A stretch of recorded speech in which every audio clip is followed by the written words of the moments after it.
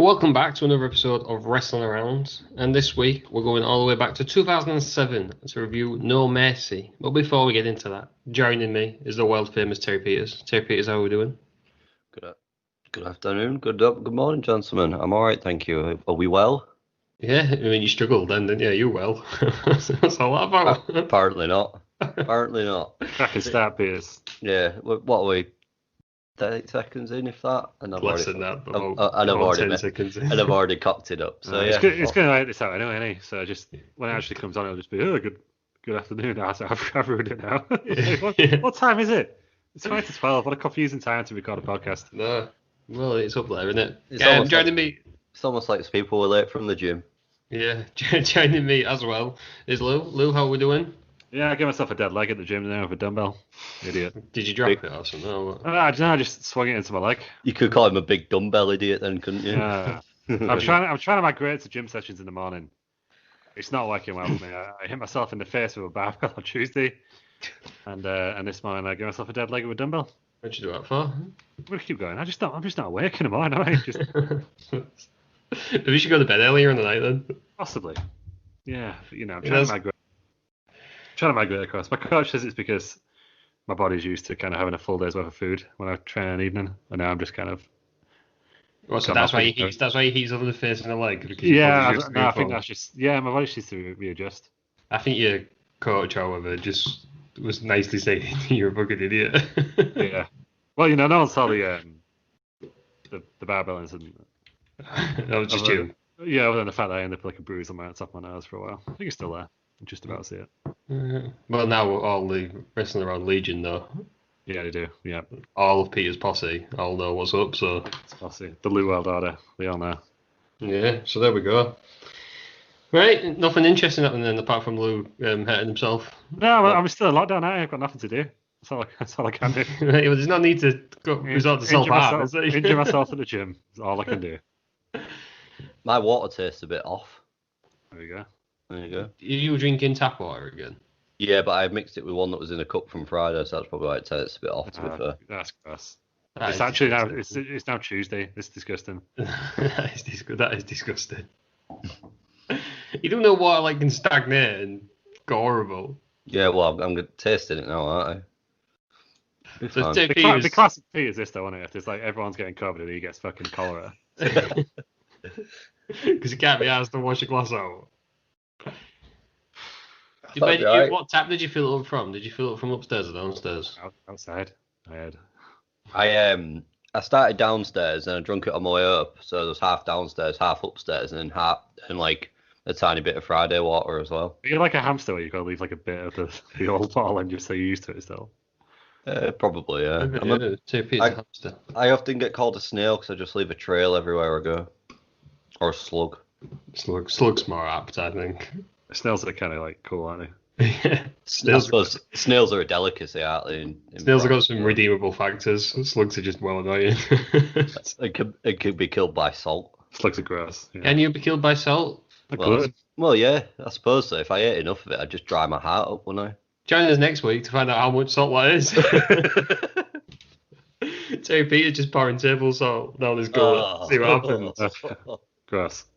Join him on stream on Friday and he'll be doing that. Bell Nation, Twitch.tv. Twitch.tv/Bell Nation. Although there won't be one this Friday. Never is. There never is any on the Friday. Yeah, there was, and you two didn't turn up. Oh, we got banned. You did on Thursday. You turned up on Thursday. And It was a protest. And you got timed out. Against the fascist Terry Peters. Yeah. I mean, banned for speaking our minds.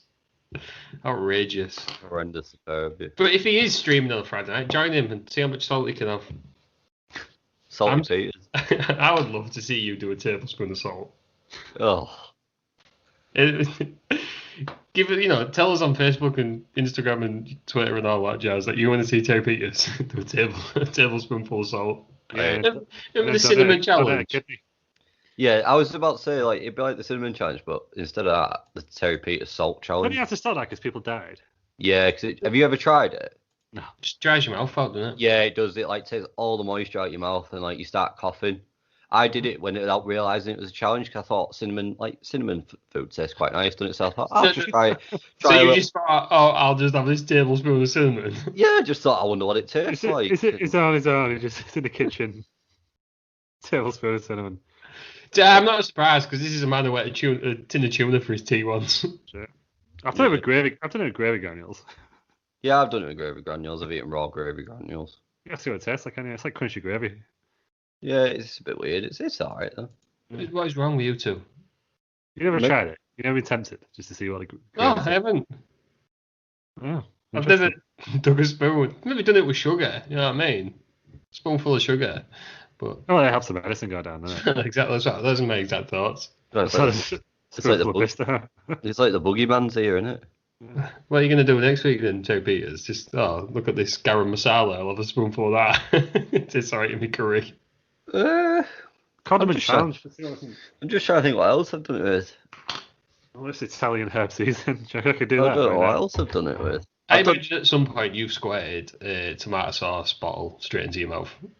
No, I've done that with tomato puree though.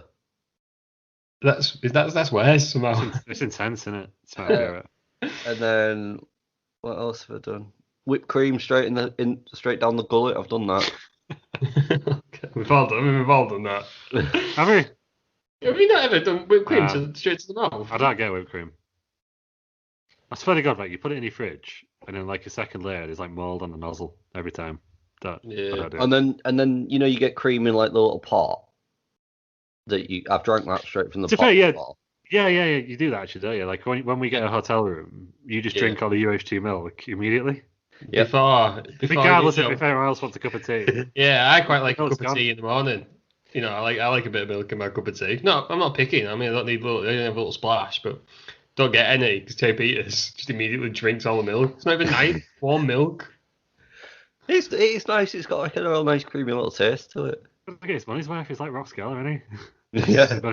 all the salt taffy. Yeah. He don't eat the biscuits, though, does he? You know what I mean? I can't. Can I? Got gluten in them. So you have to have the milk. We have the biscuits. He has the milk. If I could, I'd dip the biscuits in the milk. You're just wrong. I dip cake and all sorts in milk as well, and then just drink the milk afterwards. So just can't believe I'm hearing it. It's just, I mean, I will agree with him. The milk of cereal is the best part. You have some. Oh yeah. Only if you have Cocoa Pops. So what's the difference? Any chocolate cereal. Or sort of sugary cereal, because then you get real sweet. Actually, yeah, because Nesquik's better than Cocoa Pops, so we need to bridge that subject. But Nesquik's better than Cocoa Pops. Yeah. We need to have it. I'd be able for that. Yeah. Do you know what's the actual biggest fraud going? White chocolate Cocoa Pops. Yeah. Never had them. Not had them. They're basically ricicles. But with less sugar. Mm. Not good. No. It's like someone forgot to put all the chocolate on the Cocoa Pops. So Rice Krispies. So we have Pops. Do you know what I mean? Yeah, so they're called Pops, not Rice Krispies, just Pops. Speaking of Cocoa Pops and Rice Krispies, remember when it was called Choco Krispies for like the world just melted down? Oh yeah, for a cup of coffee, yeah, remember that. Imagine if that happened now. Like with social media. You won't get away with it. Kellogg's get bent down, wouldn't it? You won't get away with it, would you? Outrageous. Shocking. I mean, this is the weirdest opening we've ever done. Yeah. It is, isn't it? Yeah. Sorry I'm pretty sure before this it was just coming like, oh, we need to get it done quickly because Ross is going somewhere. And now we've spent like a good 45 minutes talking about Cocoa Pops. Yeah, the people want what the people want. You know what I mean? Yeah, that's true. That's why people listen in. But, we'll swiftly move on. You've still got no more nonsense, so I don't want to know what you put in your mouth, Terry Peters, quite frankly. You've shared enough today. So let's get into No Mercy 2007. Ding, ding, ding. Fuck's sake. God's sake. He'll leave that in, though. He'll cut out some hilarious jokes, but he'll leave that in. Oh, I'll leave that in. Yeah, it's funny, isn't it? You know what I mean? Alright, yeah. All man and Lou's best bits gets cut out, but the ding, ding, ding gets kept in. Told you, I'm a wrestling genius. Told you, you're a fascist. Oh. Right, so it happened on the 7th of October at the Allstate Arena in Rosemont, Illinois. 12,500 people there. This is I believe, the same arena where CM Punk, was it 4 years later, 3 years later, had his We'll do 4 John years later, Cena. right? Yeah, we'll 4 do that years next later. year because I kind of forgot to do it this year. We'll do it next year. And Money in the Bank, famous arena. Everyone knows about the Chicago crowds. Yeah, well, I've been doing some research on this. Been doing my research All right, it's good to know. because the Rosemont Horizon, as it's known, or All-State Arena, but the Rosemont Horizon is its original name, is on the outskirts of Chicago, and the United Center is right in the middle of Chicago. And for a long time, I've often wondered why did WWE use the Rosemont Horizon instead of the United Center.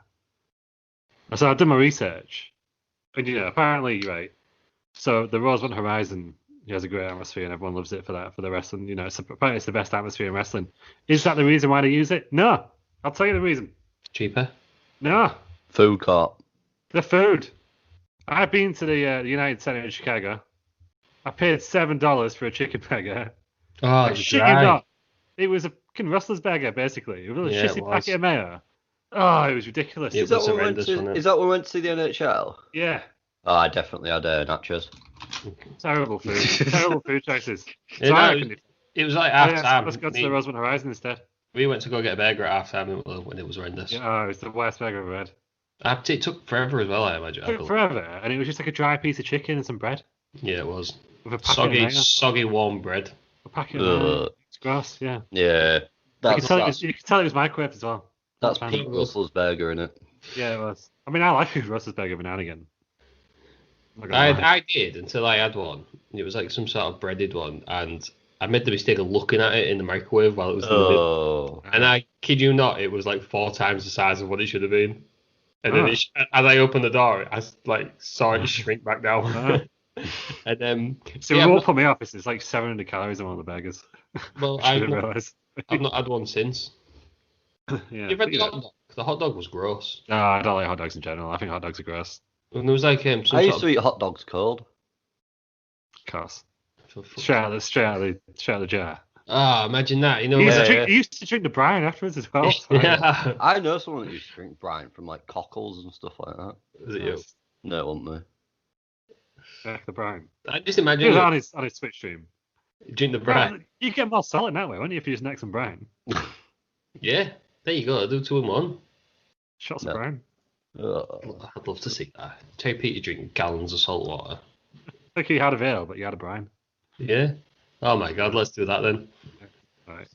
But I can imagine you that St. Peter's. Just in a can sometimes, aren't they? Peeling off the can and just sat there sucking on these hot dogs.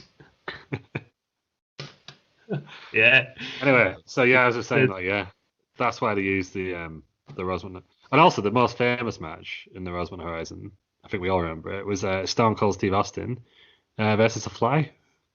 Hands down, the best bit of podcasting ever recorded. That's a weekend apart from us. Yeah. I think we're up there with him. You know what I mean? I think Terry Peters like trapping a wasp in the bathrooms up there.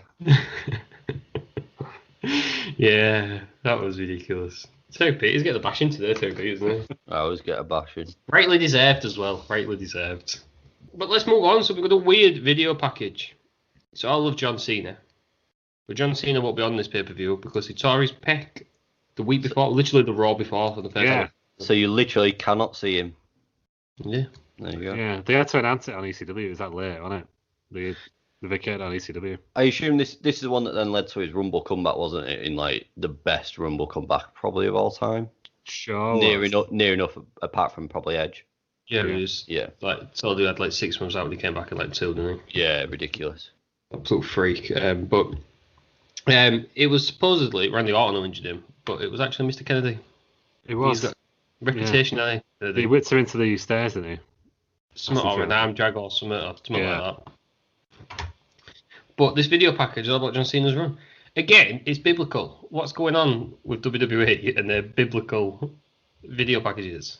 There's a lot of it, actually, isn't there? The more you think about it, yeah. Every one we seem to go through, it's got some sort of... This was about Noah's Ark or something. There was a dove. Yeah, it's very biblical. A lot of doves. A lot of doves, aren't they, throughout this pay-per-view? All the way through. Are we fan of the doves? I was confused at first because I thought they were part of Vince's Titantron when I first saw them. I was like, what's Vince got doves on his Titantron? Yeah, I noticed them in better as well. And then I realised they were there the entire time. Yeah, it's just odd, isn't it? Yeah, because going about finding... a dove's basically just a Tory pigeon, isn't it? It's just a white little attention seeker, isn't it? You know what I mean? Wonder what Dove tastes like. Also, right, if I'm what?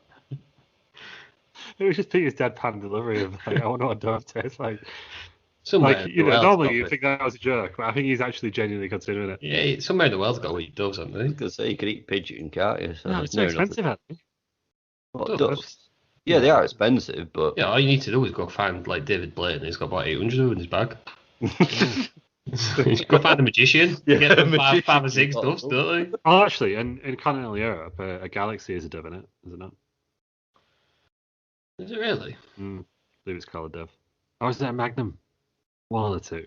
It's either a galaxy or a magnum. One of them's called a dove.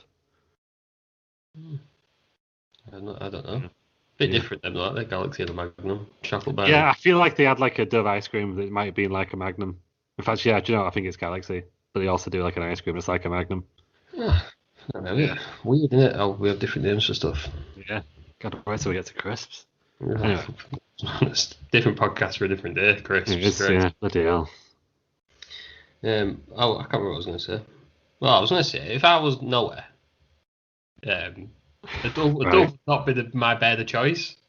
He's got no, one. 'cause He's got you don't two need every to- hand of the world. You don't need to save the beds. No, but You he's can like just fly. chucking it down, and he wants some sort of hunter. I'm getting a bald eagle. Yeah, you can have more than one bed. It wasn't just like one type of each animal. Like, Yeah, no, that's what I mean, right? Yeah, I'm saying that. But the bed he used for his task to find land was a dove. Yeah. Not for me. Some sort of falcon or something. use an owl, yeah. Bird of And prey. they could do it all night. It's like they Yeah, don't have to stop, do they? The dove probably had to like, bloody hell. Sun's gone down. I have to wait now. It's just, Spend an hour out. Just straight there. if it's rained for 40 days and 40 nights and the world's flooded, you know what I mean? It's coming down, isn't it? And little doves flying about trying to find an olive branch or whatever it is. No thanks. Get a falcon. Interesting. There you go. My 2 cents on why Noah was an idiot. I mean, he did the job, didn't he? oh my god. You got it down in the end. You got it done in the end. It's not as efficient as it could have. Maybe if we would have found something in 20 days, you know what I mean? If we'd have used the correct bed. That is true. Yeah. Do you know what I mean? Yeah. Absolute showman, Noah. Yeah, some interesting thoughts. We'll swiftly move on to the commentary team. Please do.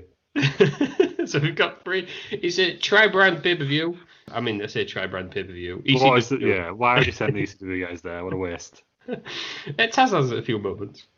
God. We've got JR and Jerry Lawler. I mean, he has some interesting comments later on. Michael Cole and JBL. JBL also has some interesting comments later on. And then we've got Joey Styles, it Taz, does, representing ECW. They're the commentary teams. But we start with Vince McMahon. Vince McMahon comes out with William Regal, who's general manager of Raw. Obviously, Cena was supposed to be in it.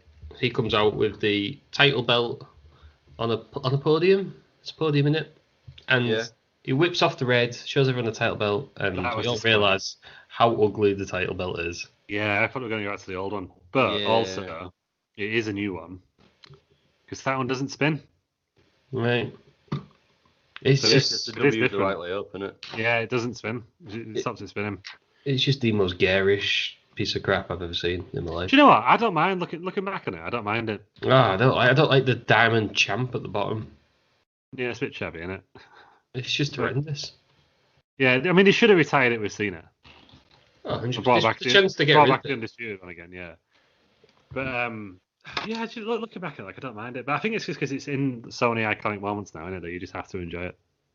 Yeah, you have to see it. Yeah. So basically, Vince has stripped Cena of his title. There's a massive Y2J chant, but I don't believe he comes back for a couple of months. Is I that thought it was the what next night. Was it not the next night? No, it was later on than that. Is that what they were shouting? Was it? I couldn't. I Yeah. thought Yeah, it it was was that, definitely- But well, I he was. wasn't 100% sure. Because he had one of his promos, didn't he? One of his Yeah, vignettes was on, wasn't But it? his first feud was with Randy Orton. It might have been a couple of months after. It might have been after the next pay-per-view. It was definitely after a pay-per-view that he came back. Should we find? I'm going to find out right now, Philo. Just because you want to know, don't you? Right then. He returned November 19th. After Survivor Series, I'm presuming. Really, what you're right if you did with Randy Orton. Yeah. Because I remember there was like a passing the torch ceremony, which is some random guy bringing a torch to Randy Orton. And then Chris Jericho took the guy out. That's how he returned. Yeah, right. To save us. Yeah, this is my peak wrestling fandom. I bloody love this. I've decided this is the best era of wrestling. I'm not going to have any questions. I mean, a lot of people love the Jericho Michaels feud. A lot of people love the Undertaker Edge feud. Yeah. Well, do you know what did love in this bit? Vince McMahon, when they're all chanting Y2J, and Vince McMahon says, "I'll give you anything. I'm not going to give you that though." Yeah.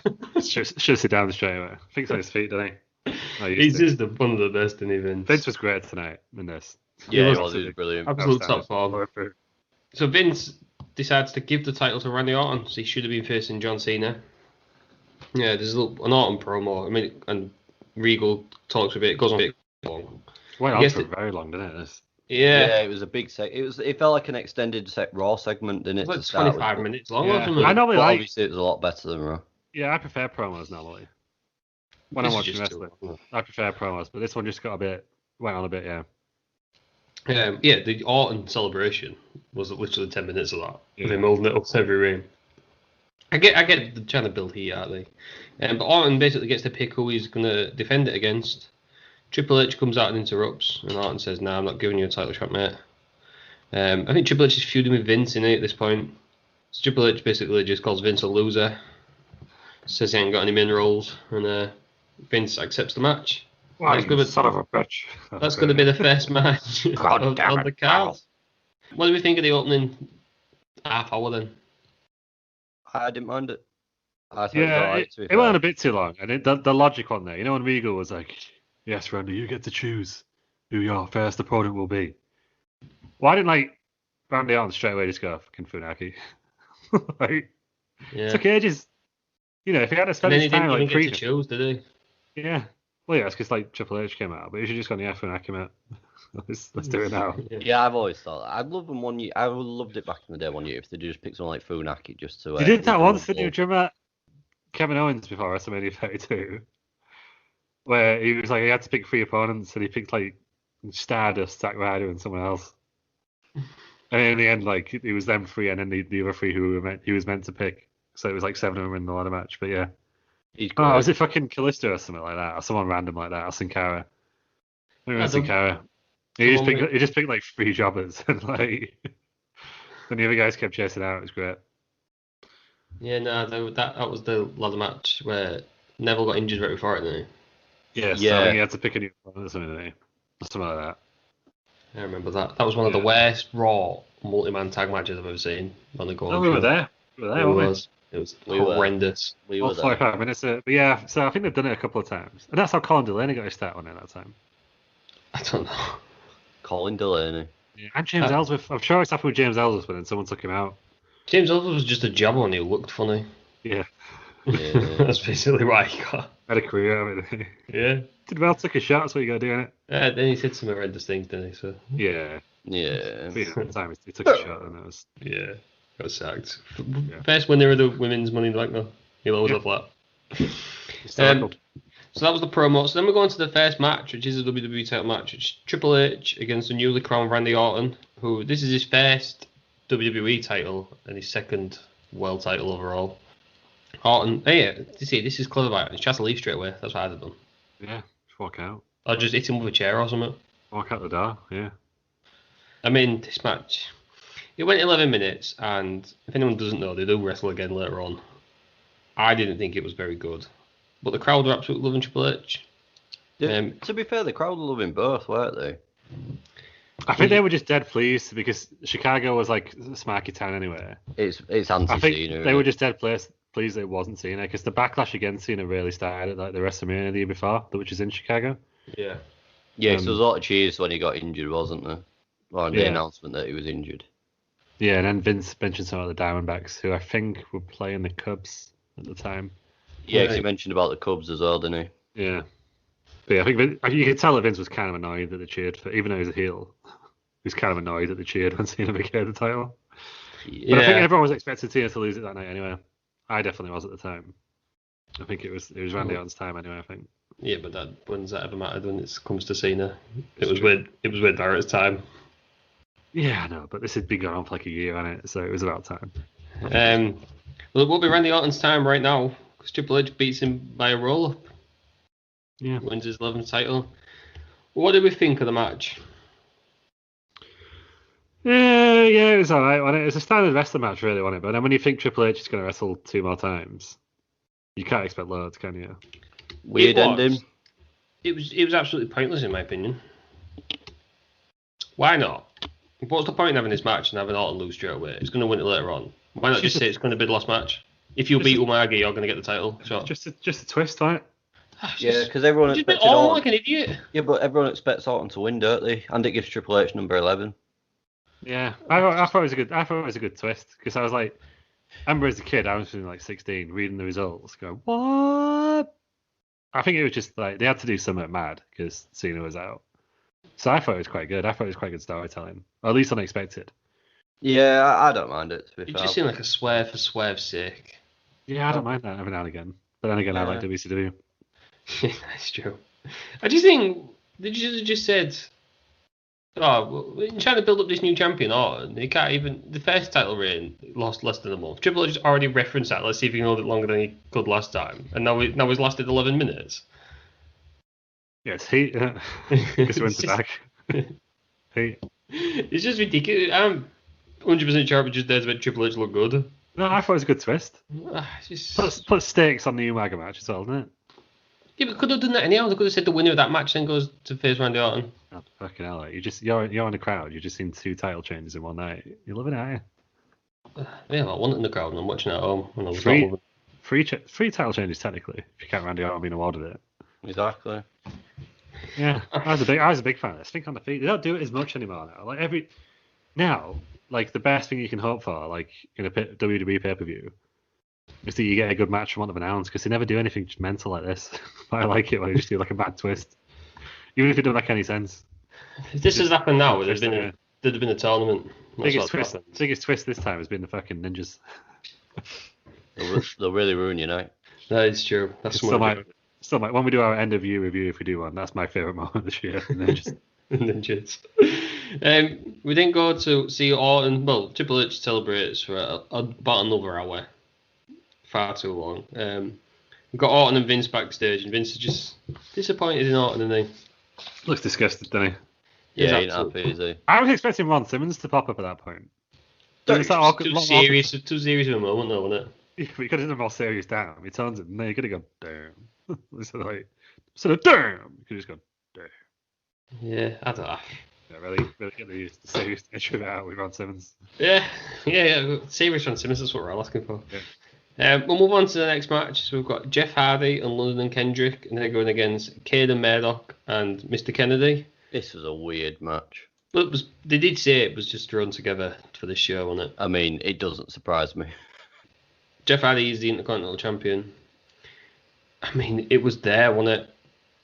There was some cool spots where Kendrick runs to the ropes and Murdoch just stands on it and he goes absolutely flying out. Yeah, that was cool. The sound was horrendous on that. And then in retaliation, Jeff Hardy decided to try and murder Murdoch with an inverted suplex. Dropped him right on his head.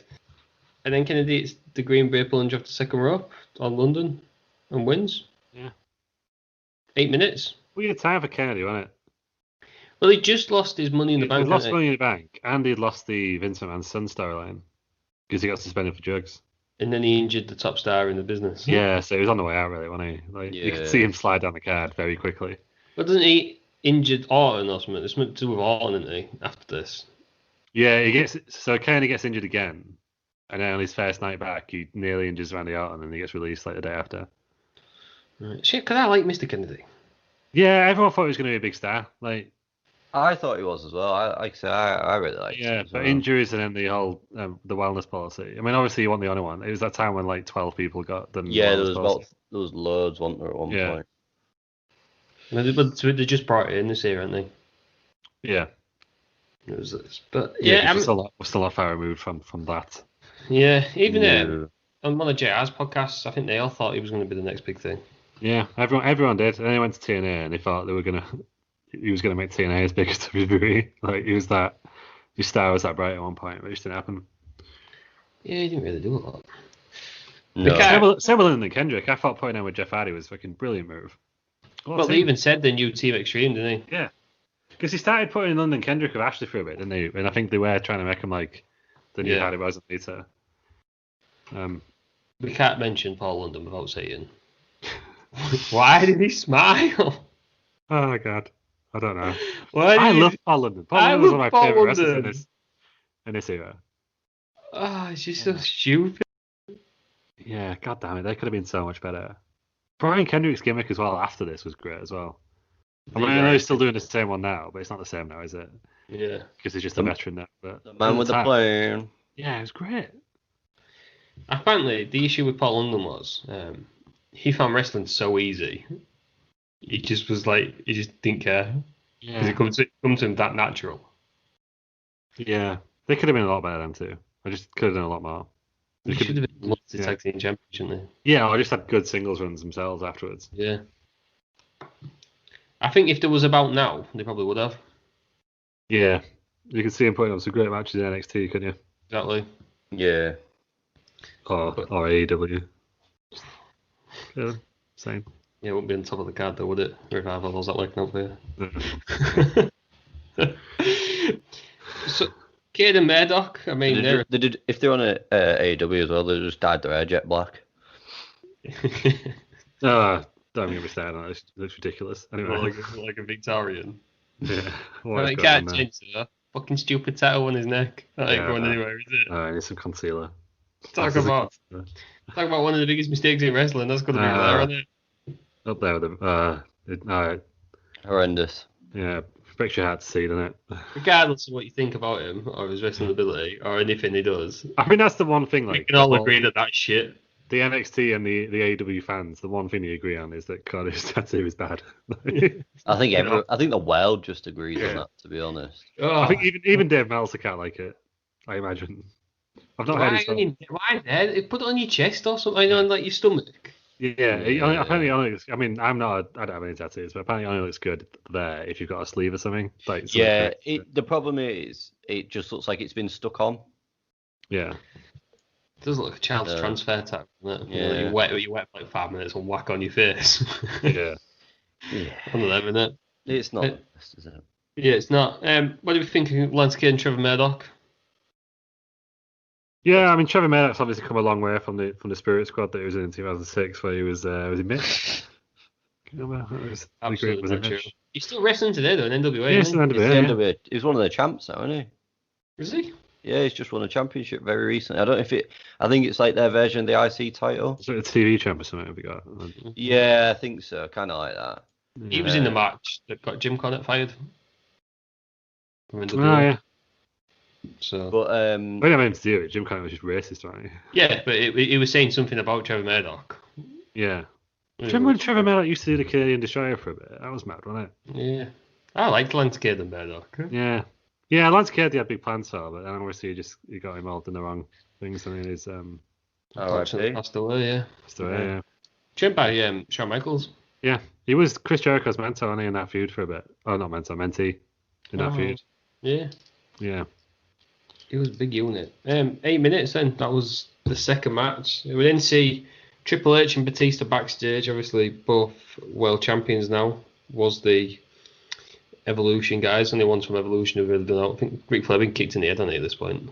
He's gone. Yeah, he's retired. No, he's not retired. He comes back, doesn't he? He retires next year after, doesn't he? Yeah, it's at the Mania, isn't it? Because they advertise that, don't they? Orton sent him out, didn't he? Kicked a boot to the head. Yeah. They wish each other good luck. I didn't like that. No, there should be rivals still. No, not that. It was just that Triple H took the piss out of the Punjabi Prison match. He went, good luck at your Punjabi Prison match, you dick. It's meant to be like the most terrifying match in WWE, which it wasn't. We'll get to. But yeah, I just thought it's mocking the great Punjabi Prison match. Like, not a fan. The great Punjabi. Now, when we'll get there, we'll save you Punjabi Prison stuff for then. We all know what you're like with multiple cages. So I can normally defend him, but yeah. Well, Batista walks off, Triple H is there, and Vince comes up and says, yeah, he's going to give the fans what they want, and since you was going to face Umanga, you're doing it for the title now. So that's going to come up later on. We didn't get another title, so how many title matches have we got on this? This is the biggest title going. ECW title. It's huge. CM Punk and his home crowd against Big Daddy V with Matt Striker. Yeah, why not? CM Punk gets a massive pop, obviously back in Chicago. Yeah, it was really before CM. He was on the cusp of CM Punk, but he wasn't nowhere near the megastar he was. This is probably the first time he's appeared in Chicago, I'd imagine, as a WWE star. Because I don't think he'd been on TV less than a year only at this point. Oh, just over a year, I think, actually. Yeah. But his pop is huge. But this is the full summary of the match. Big Daddy V lays on him for a bit. CM Punk hits him with a dropkick. Matt Striker runs in and punches CM Punk. Dud. Didn't make any sense, did it?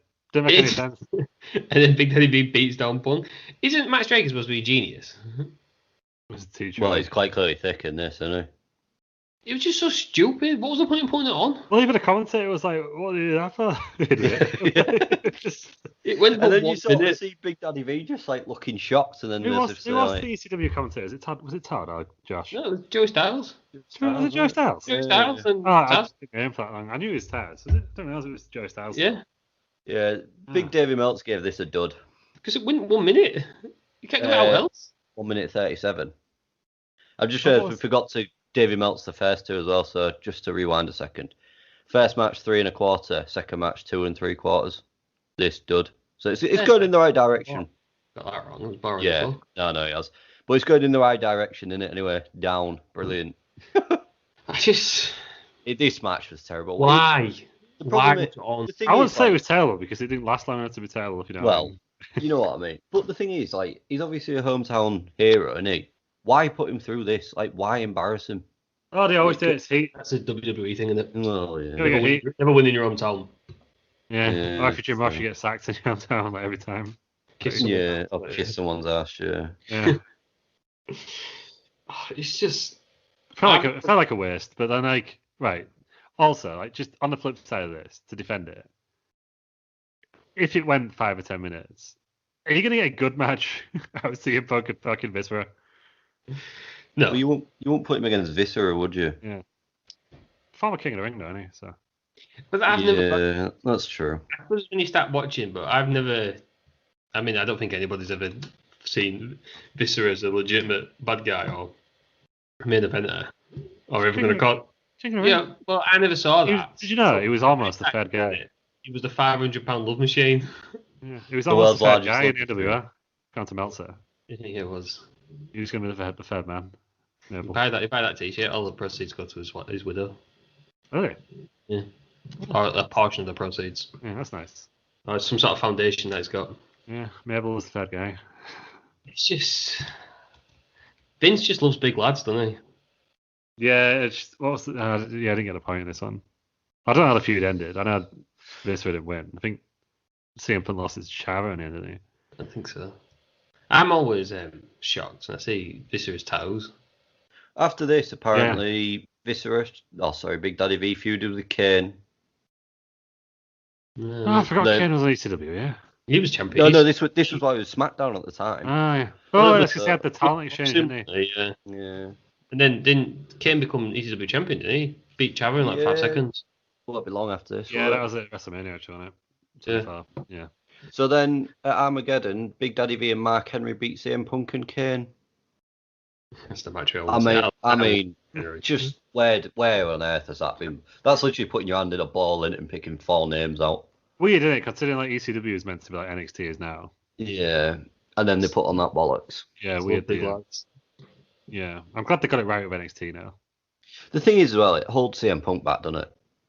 When you think about it, putting him in these sort of matches, because we all know what he can do, and then you put him against Big Daddy V, and he'll say he's in a program with Ken. Yeah, I know, but then in a match with Mark Henry as well, does that really show off the best of his abilities? This time, I done fuck all, and I know, but I just think there's better. I just thought there was better people made to put him up against. Anyway, we probably spent longer talking about this than we had in the goddamn match. CM Punk got beat down and he was bleeding, which is nice to see. But that's, from what I've heard, the old Big Daddy V just didn't give a shit, did he? When he used to do that drop, he used to just fucking sit on your chest, didn't he? Yeah, you won't want that. You won't want that sitting on you. Weird though, on it, more of an angle. Yeah. Is the best Viscera leather trench coat wearing Viscera of the... When he had his white Mohican? No, well, yeah, but before he became the Love Machine, Pajamas. and when he got turned into Viscera by what were they fucking called? Ministry of Corporation. Darkness. Oh yeah, the Ministry of Darkness. Darkness. Yeah. Sorry, yeah. Is that the best Viscera? I think No, so. pajamas. Yeah, it was Love Machine Viscera. Oh, that's when he upset Lily and Garcia, wasn't it? And then he upset Lily and Garcia, didn't he? Charlie Haas knocked Lily and Garcia off the ring by accident, and they started a feud out of it, didn't he? Yeah. Yes, I forgot about that. He was around for a while, wasn't he? Big Vis. Yeah, he was there. He was there years. So I remember that way because I think it was my birthday, like around this time. And like, so as a treat, mum and dad like let me put wrestling on in the morning while the whole family was at the Europe there. And then like the first match that we came on was Charlie Haas versus Viscera. And like, look at him, and he did that fucking pound thing. You know, he lays it and just pounds her ass. Yeah. Yeah. So I think in the end, I pulled his head to turn it off. Yeah. not good stuff. So that was it. In that match was more of an angle. We then go on to a legit angle. Not Kurt though. He's probably been a sex pest somewhere else at this point. He's harassing women in TNA. We get a recap of MVP versus Matt Hardy. So MVP is the US champion, and I think one of them's injured. MVP was injured. I think he was, yeah. Yeah, he had a heart condition, didn't he? Yeah, that was it. Yeah, he just couldn't. I think he was like physically fine, but they found something, so they weren't sure if he could wrestle. They wanted to make sure he was safe, didn't they? Like that. So they can't have a match, so they go for a load of challenges. I mean, there's arm wrestling, basketball, football for a win, press ups, Evander Holyfield's boxing at some point. That was Saturday Night's main event. That was good. I enjoyed that at the time. Yeah. He punched MVP in the face. Yeah. Yeah. So basically, MVP brought him in as a substitute, so to face Matt Hardy. But in the end, he just got so annoyed with MVP that he just turned around, decked MVP, and then said like Matt Hardy was a challenger because he came up against me. Right. I think Evander Holyfield was like training for a comeback at that point, even though he was like 50. He's always training for a comeback. Yeah. Holyfield, But he isn't still is now. Yeah. Bet wishes he had made a comeback. he? He's the. I'm sure he's the oldest world heavyweight champion. Or maybe that's Josh Foreman. I can't remember, but he was well old, wasn't he? Holyfield. The only man to unify two weight divisions, though. So well done him. We're going to have a pizza contest here. So hang on a minute. What about Rey Mysterio, the cruiserweight and heavyweight? Probably did it, didn't he? He didn't unify though, did he? I won a belt. They won belt. All right. He didn't unify all four, did he? No, that's true. But he won them both, didn't he? So you'll think of that, aren't you? Yeah, that is true. So we're going to have a pizza contest. This is going to be hosted by Taz. So you said ECW coming to the point though. Taz has got things going on. But again, what was the point? Taz, all he did was slag off Chicago's pizza, get the heat. Yeah, but I don't think he meant to, did he? No, I think he was just saying, oh yeah, we've got some good pizza in New York. Never booed him. So is that why he was there? Because they're like, oh, New York pizza.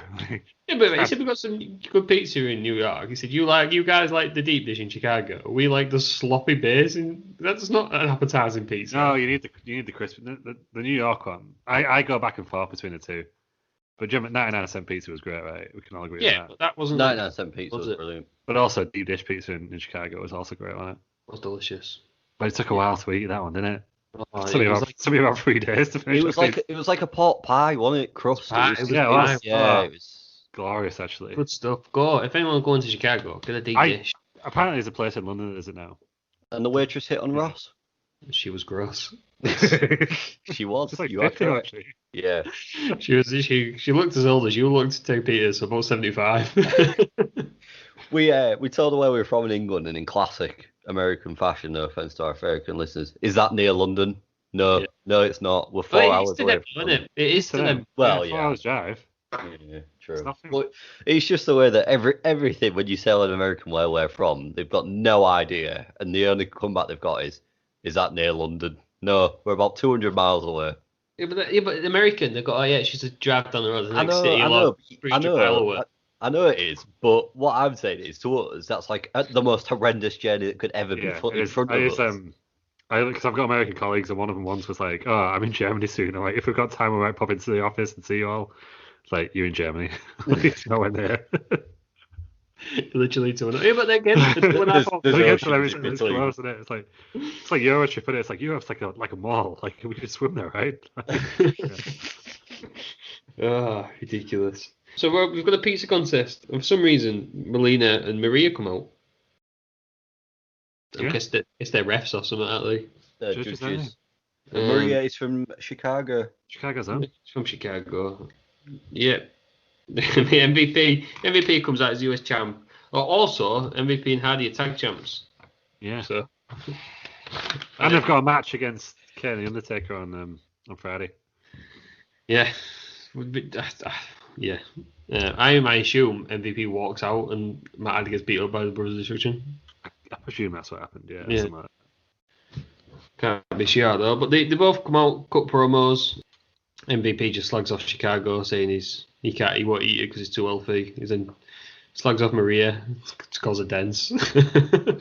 Yeah, well, she had that weird gimmick, didn't she, where she was just thick. Do you remember where she was? except for where she was like generally stupid. That was the gimmick. Except for where she was like the prosecuting attorney against Eric Bischoff, and she came out with that big stone. I was like, what? Yeah. I mean, she was god awful, Maria, but she had some great segments. Just had seen them earlier and William Regal. So yeah. Was that before or after this? I don't know. Must have been before. Yeah, it must have been because Regal was GM now, wasn't he? And that was like summer. Yeah. That was like when you first became GM, wasn't it? Yeah. So MVP's eventually talked into it, doing it by Matt Hardy. They have a pizza contest. I mean, I don't know what Melina's doing because MVP's clearly eating pizza. Yeah, he still gets a 0. Yeah, but he wasn't eating the crust. That's what I heard. Oh, well, Matt Hardy wasn't eating anything. He was just shoving as much as he could in his mouth. Yeah, he skipped the crust. The best crust was the best bit. Yeah, it was. I'm in all pizzas. You got to eat the crust. It's part of the pizza. Yeah, unless you go to the pizza buffet. Save the crusts. Yeah, the pizza buffet is the myth, isn't it? You get a lot of pizza. You get a lot of pizza, but it's just it's not that nice, is it? There's loads of pizza. Yeah, no, but it's not great pizza. Have you been to the one on Alton Towers? I have not. I went to that one. I went on Smiler. That was I imagine you did what Matt Hardy did next then. Yeah. So Matt Hardy basically this was uncalled for, man. Spends 2 minutes shoving pizza in his mouth, and then I guess he's trying to throw it up, and just spits it all over MVP. So on MVP's face as well. Yeah, man. that was it. Was in his hair, wasn't it? Yeah. So when he came out in like a white tracksuit, and it was that pizza with like all the red sauce, because the pizza's, the sauce is on top on a Chicago pizza. It goes cheese then sauce. So I was like, well, obviously he's getting a pizza thrown at him. Yeah. Because obviously he was wearing white for a reason, wasn't he? Yeah. But yeah, I didn't think they'd go. What was the point in this one? Like, he just throws up at him. Like, I thought he was going to cheat, so like someone throws the pizza at him. Do you reckon it was to make him more embarrassed, maybe? I don't know. Do you know what I mean? It don't make any sense. I guess it adds a bit of tension between them two, doesn't it? Yeah. I would say having been thrown up on is a lot more gross than having a pizza. If one of you two threw up at me, I'd be more annoyed than you throwing a pizza at me. I'd probably find throwing a pizza at me quite funny. Throwing up on me is gross. Interesting that you mentioned that. Yeah. I've opened myself up to something there. Next time I see you, Joe, I'm just going to throw a pizza at you. Just like... To be fair, St. Peter's one's got a kettle thrown at him. That's true. Yeah, that's true. Travel kettle. That was because I called the UHT milk. Yeah, that is true. I know, I made it a tradition for a bit. I did it 3 or 4 times in the end of the kettle. Yeah, get a little travel kettle you did get from there. Every time we stayed at travel, that's just obviously a travel kettle at Peters. It is, you just get beat up in hotels, don't you, Peters? Yeah, why am I friends with you two? Really, when I think about it. No, you drank the milk like it wasn't. You do drink the milk, so I do drink the milk. And also the first time for the Kelly, you were naked. Yeah, that happens. Yeah, I don't know why we're friends with you. It's the more present matter. But you've been bust open. Yeah, by a leg drop. Under crossface. Crossface. He cried like a little bitch. I didn't cry. I tapped out. His spine was going to come through the front of my chest. Yeah, I had that cinched in. Yeah, won't get away from that one. Do it again. Classic stuff. St. Peter's getting beat up in hotels, getting kettles thrown at him. But, he'll kick off if you spit on him. Ranking its bit. It is now, though, isn't it? COVID and that, yeah. Should have been fined £10,000, I do really, for that. Bodily fluids. Yeah, but St. Peter's will put a chip bag on his head. So. Salt is bald. He's going to do it Friday night. Twitch.com/BellNation. No, I'm not doing it this week. All City playing, aren't they? on TV. Oh yeah, that's fine. Then, yeah. So I'm watching forgot that. about So that, yeah. sorry. Absolute classic scrapes from Terry Peters. So what do we think of that segment then? It wasn't a match. Pointless. It was. But I think it's because I like how Taz was slagging off the pizza as well. Yeah. You got to pick one pizza. Which one are you picking? Chicago or New York? New York. I've always preferred a thin and crispy. No, but we're talking about the New York one that Taz described, which I don't fancy any part of. Oh, what, the one that was real greasy? Sloppy shit. No, 99-cent pizza. I'm saying 99-cent pizza because I can eat a lot more of it. Yeah, and Prince William goes as well, doesn't he? Yeah, Prince William. Yeah, that's true. And the more I think that was him. What is it like? $2 for 2 slices of pizza and a can of 7-Up? Yeah. Do you know what I mean? Get a bit of oregano on the top. Yeah, oregano. Honestly, we're in America, aren't we? You could go oregano. Yeah, Chicago is good, but it's a special treat, though, isn't it? I think I'm like romanticizing it because I've not had it for like 4 years. I would eat it again though. But see, the issue with people have with pizza is they put too many toppings on. I'm a simple man when it comes to pizza. Three max, 3 different toppings max. Would you say double pesto? Sauce, yeah. so. Double pesto. That's what about that on a pizza. Yeah, I would sack the tomato sauce off and put pesto down instead. And then what would you have on top of the pesto? Did you put more pesto on the top? Yeah, pesto drizzle as well, mate. Yeah, that's what I wanted on top. It's pesto base, cheese, and then his topping was pesto. My issue with that pizza was... I made it. No, not the pizza. No, the pizza I had. I had some roasted garlic, thinking, oh, it's going to be nice. But there were just big garlic bulb on it. Full cloves of garlic on there. No one wants that. No one wants to eat a full clove of garlic. Too much, yeah. No one wants to eat a base of pesto, but I did. That was your own fault. You didn't eat on the night. You was too busy on the night, weren't you? You couldn't eat out that night. Throwing up chunks, wasn't I? But not on anybody, and that is the moral. No, and that's it. That is it. Exactly. It's in my sink, so arguably I would say it was worse. Was it? Is it in your sink? Yeah, you always go for the sink. You never go for the toilet. Oh yeah, I blocked your sink in your uni house. Did I doing that as well? Yeah, I had to blame it on someone else. I think it was going on. You went with a cat or something. Probably Adam Owens. No, what we're saying is, yeah. What we all found out then during this Matt Hardy MVP segment is Terry Peters is a disgusting creature. Yeah? Yeah. I mean, we all knew that anyway, didn't we? Let's be honest. It's been confirmed, right then. Yeah. Let's move on. Come tune next week for more disgusting stories about Terry Peters. Oh god, there's a lot. I say that's a podcast on its own. That's at least 10 of all the daft things Terry Peters has done in his life. Just 10?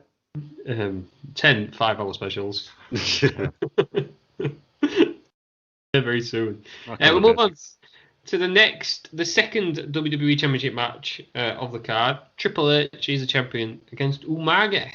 Umaga. There's a video package sort of highlighting, I guess, what they was going to do anyhow, because these two were already having the match. So Triple H has been pretty much pissing off Vince. Vince says, well, do you know what? I'm going to get big Umaga on you. And that's really it. Just have like, no, the Umaga is basically. Triple H, interestingly, here comes out with his King of Kings before the game. That was weird, wasn't it? This is the one I was on about the other week that had the 2 starts to it. Yeah. I didn't awkward, like it. Yeah, it's just not as good, is it? Because his music at the start had no start at all when he came out for the first match. Yeah. He just got straight into it. And then this one, they put 2 starts on. I think he used to... Oh, no, does he do it now? Like nowadays, he uses King of Kings if it's a promo, the game if it's a match, I think. But the main thing, he didn't do it in the match after. No, he should have gone back. He should go back to My Time anyway, shouldn't he? Yeah, that's My time. Here comes trouble. That one. Should use that one. That's it. Is that the one to this on? Yeah, classic. Yeah, that's the best one. That is the best one. I mean, this match was anything but a classic. It went 6 minutes. Basically, Umaga beats him up for a bit. He then misses in the corner 3 times. Triple H hits 1 pedigree and wins. Yeah. Get that shovel out. You think that really, Vince needs to stop using Umaga, doesn't he? Yeah, because he's been doing all of Vince's dirty work, and he's been doing it pretty poorly. He should have been sanctioning Umaga. Yeah. Because he's got... he lost his hair, then he lost him the ECW title. I know, he got Vince his head shaved by latest coronavirus victim, Donald Trump. Yeah. Yeah, that is. It's definitely not local. I saw I'm glad he's not local. I saw a wrestling website had reported that his WWE Hall of Famer get COVID, and he clicked on it was Donald Trump, which I thought was quite clever. Because I know what you got to do to get the clicks, aren't you? Yeah. I mean, it's not wrong, is it? Let's I be honest. there's a movie website that put like Home Alone 2-star Donald Trump. Yeah. Again, it's not wrong. He's president. They could then put the Simpsons star Donald Trump as well. Yeah. But hopefully not. Yeah. They called it. I wish the Simpsons would say, like, you know, wrestling around podcast host wins £18 million. Put that in an episode. Because they predict the future, don't they? And, you know, I'd quite like a lot of money. Who said it was going to be you? Me. Okay. Fair dues. So, I know Matt Groening, so... Do you know? Yeah. Friend of the show. How convenient. Well, you know what I mean? I ain't done it yet, because I don't feel like using my power for evil, but... Nancy Cartwright viewed my Instagram story once. Well, there we go, then we're in, aren't we? So we know Matt Groening. Yeah. That's what that tells me. Nancy Cartwright. Been bat, and she played bat. Yeah, I DM'd her and I said, like, what's this about? And she replied, what's this about, Nance? What's this about, Nance? Oh, Nance, what's this about? Yeah. You big Nance. What was it anything good? I think it's Peters. I think we were all there. I'm pretty sure we were pretty shocked. Yeah, I do seem to recall this, actually. Was it Terry Peters in Riga? Possibly, yeah. I think it might have been. It seems like forever ago. It was like 6 months, but it seems like forever, wasn't it? Right, yeah, it was this year, bloody hell, yeah. Yeah. February, wasn't it? Yeah, it was back in normal times, and we could do normal stuff. It wasn't, but if you remember, there was people in the airports wearing masks. Yeah, it's the last time I left the house, I think. Yeah, probably was. Well, anyhow, you haven't left the house, though, but what you have done is you've watched this match. What did you think? Yeah, it's alright, wasn't it? I imagine this would have been different had it not been for, Triple H having 2 other matches. Might have gone a bit longer. Davey Meltz gave this 1.5. Yeah, it was what it was. The ending was crap again, though, wasn't it? You're not prepared to see a better match here? Just sack off the No, because you need the drama, Ross. We need the drama. We need the twists. You don't need the twists. We need the twists. I'm all about the twists. Yeah, 1.5. To be fair, I just didn't like the ending. I thought it was absolutely terrible. That ending. strong words, 2 feet there. Well, it was though, wasn't it? It's just, you think, for goodness sake, how are they doing it again? Yeah, it wasn't very good, was it? It's just. I wasn't offended by it. I just thought it was what it was. But... I'm not a fan of the monster heel getting beat by one move. Well, the thing is, like, once you're a monster heel and you got beat, what else you got? No. That's the issue, isn't it? Because in the territory days, you could get beat and they move you out, but you can't now. You got to stick around. So it's very difficult to do a monster heel, as like Braun Strowman's found out recently. Yeah. It's just once you got beat, where do you go? Yeah, it's just he's in control of him. Umaaga's winning, he's winning. Then he misses. He hits the turnbuckle 3 times, something that all wrestlers do in a match. And then 1 pedigree, and that's it, done. Yeah. Unless I think it's a devastating move. Should have done a roll up. Oh, actually, no. What he could have done to finish it was just have Umaga beat the shit out of him, and it ended a count out or something. Oh, on Randy Orton come in and hit him with a chair or something. Yeah, something like that. Man, Randy Orton absolutely levelled him here, and then went on and said... Randy Orton and Triple H was only one night on it. I don't think they carried on, did they? I don't think so. So maybe Umaga would have made more sense for the storyline. I don't know. I just think, Randy Orton could have just come in and beat the crap out of him, and then said, "Oh well, now you've been beat down. I want a match with you." Yeah. It was frustrating, I think, this match. Yeah. It could have been something quite good, and it just wasn't. Oh, what they could have done. Another just fantasy booking now. Made this the main event, last man standing. And then at the end, Vince is like, Randy Orton's claiming his rematch clause right now, and he wins in like 2 minutes. Yeah. But to be honest with you, Orton went on to feud with Shawn Michaels straight after this. Ah, okay. Yeah, Shawn Michaels. Yeah, so I thought it was just a one and done. So maybe Umaga would have been the best one. I don't know. Yeah, I don't know. It's just a bit flat for me, this. Yeah. It was needless, I think. But I guess they'd already promised a match, hadn't they? And it's a bit tight on Umaga not to give him his match and his pay-per-view. Well, yeah, true. Yeah. You got to make the most of it. Yeah, but it's again, a story, but I thought you just put Triple H in a bit of jeopardy at the end. That's why I'm beat up or something. Yeah, or Umaga recover and just be could have been something. But then in the last match, Umaga then could have come out for some revenge as well, maybe. Just actually, something a little bit different with it. Where like Vince is like, I think they're in the backstage and Vince is like, "Oh, Triple H, how you feeling?" or something. And then I thought he was gonna be like, "Oh yeah," and then just say something. And Umaga just comes in and like beats him up, before the match starts. Yeah. A lot of things they could have done, haven't they? Yeah, but they only had like 3 or 4 days in it to plan this. Yeah. True. Yeah, we've had like 13 years. Yeah. Hindsight 2020. Well, Captain Hindsight over here. I didn't get the Sables vignette. Remember the Sables? I liked the Sables vignette. Yeah, because no one knew it was. Yeah, and then eventually it started saying "I'm back" as well, didn't it? Which was brilliant. Yeah, I thought I'd worked it out at one point. Someone worked out that it was Billy Gunn. That would have been rubbish. I thought I'd worked out. I thought it was Big Show.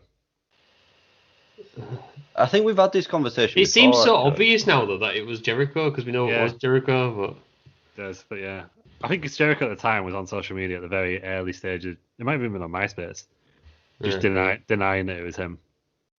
I remember I had Edge as a friend on MySpace. Yeah.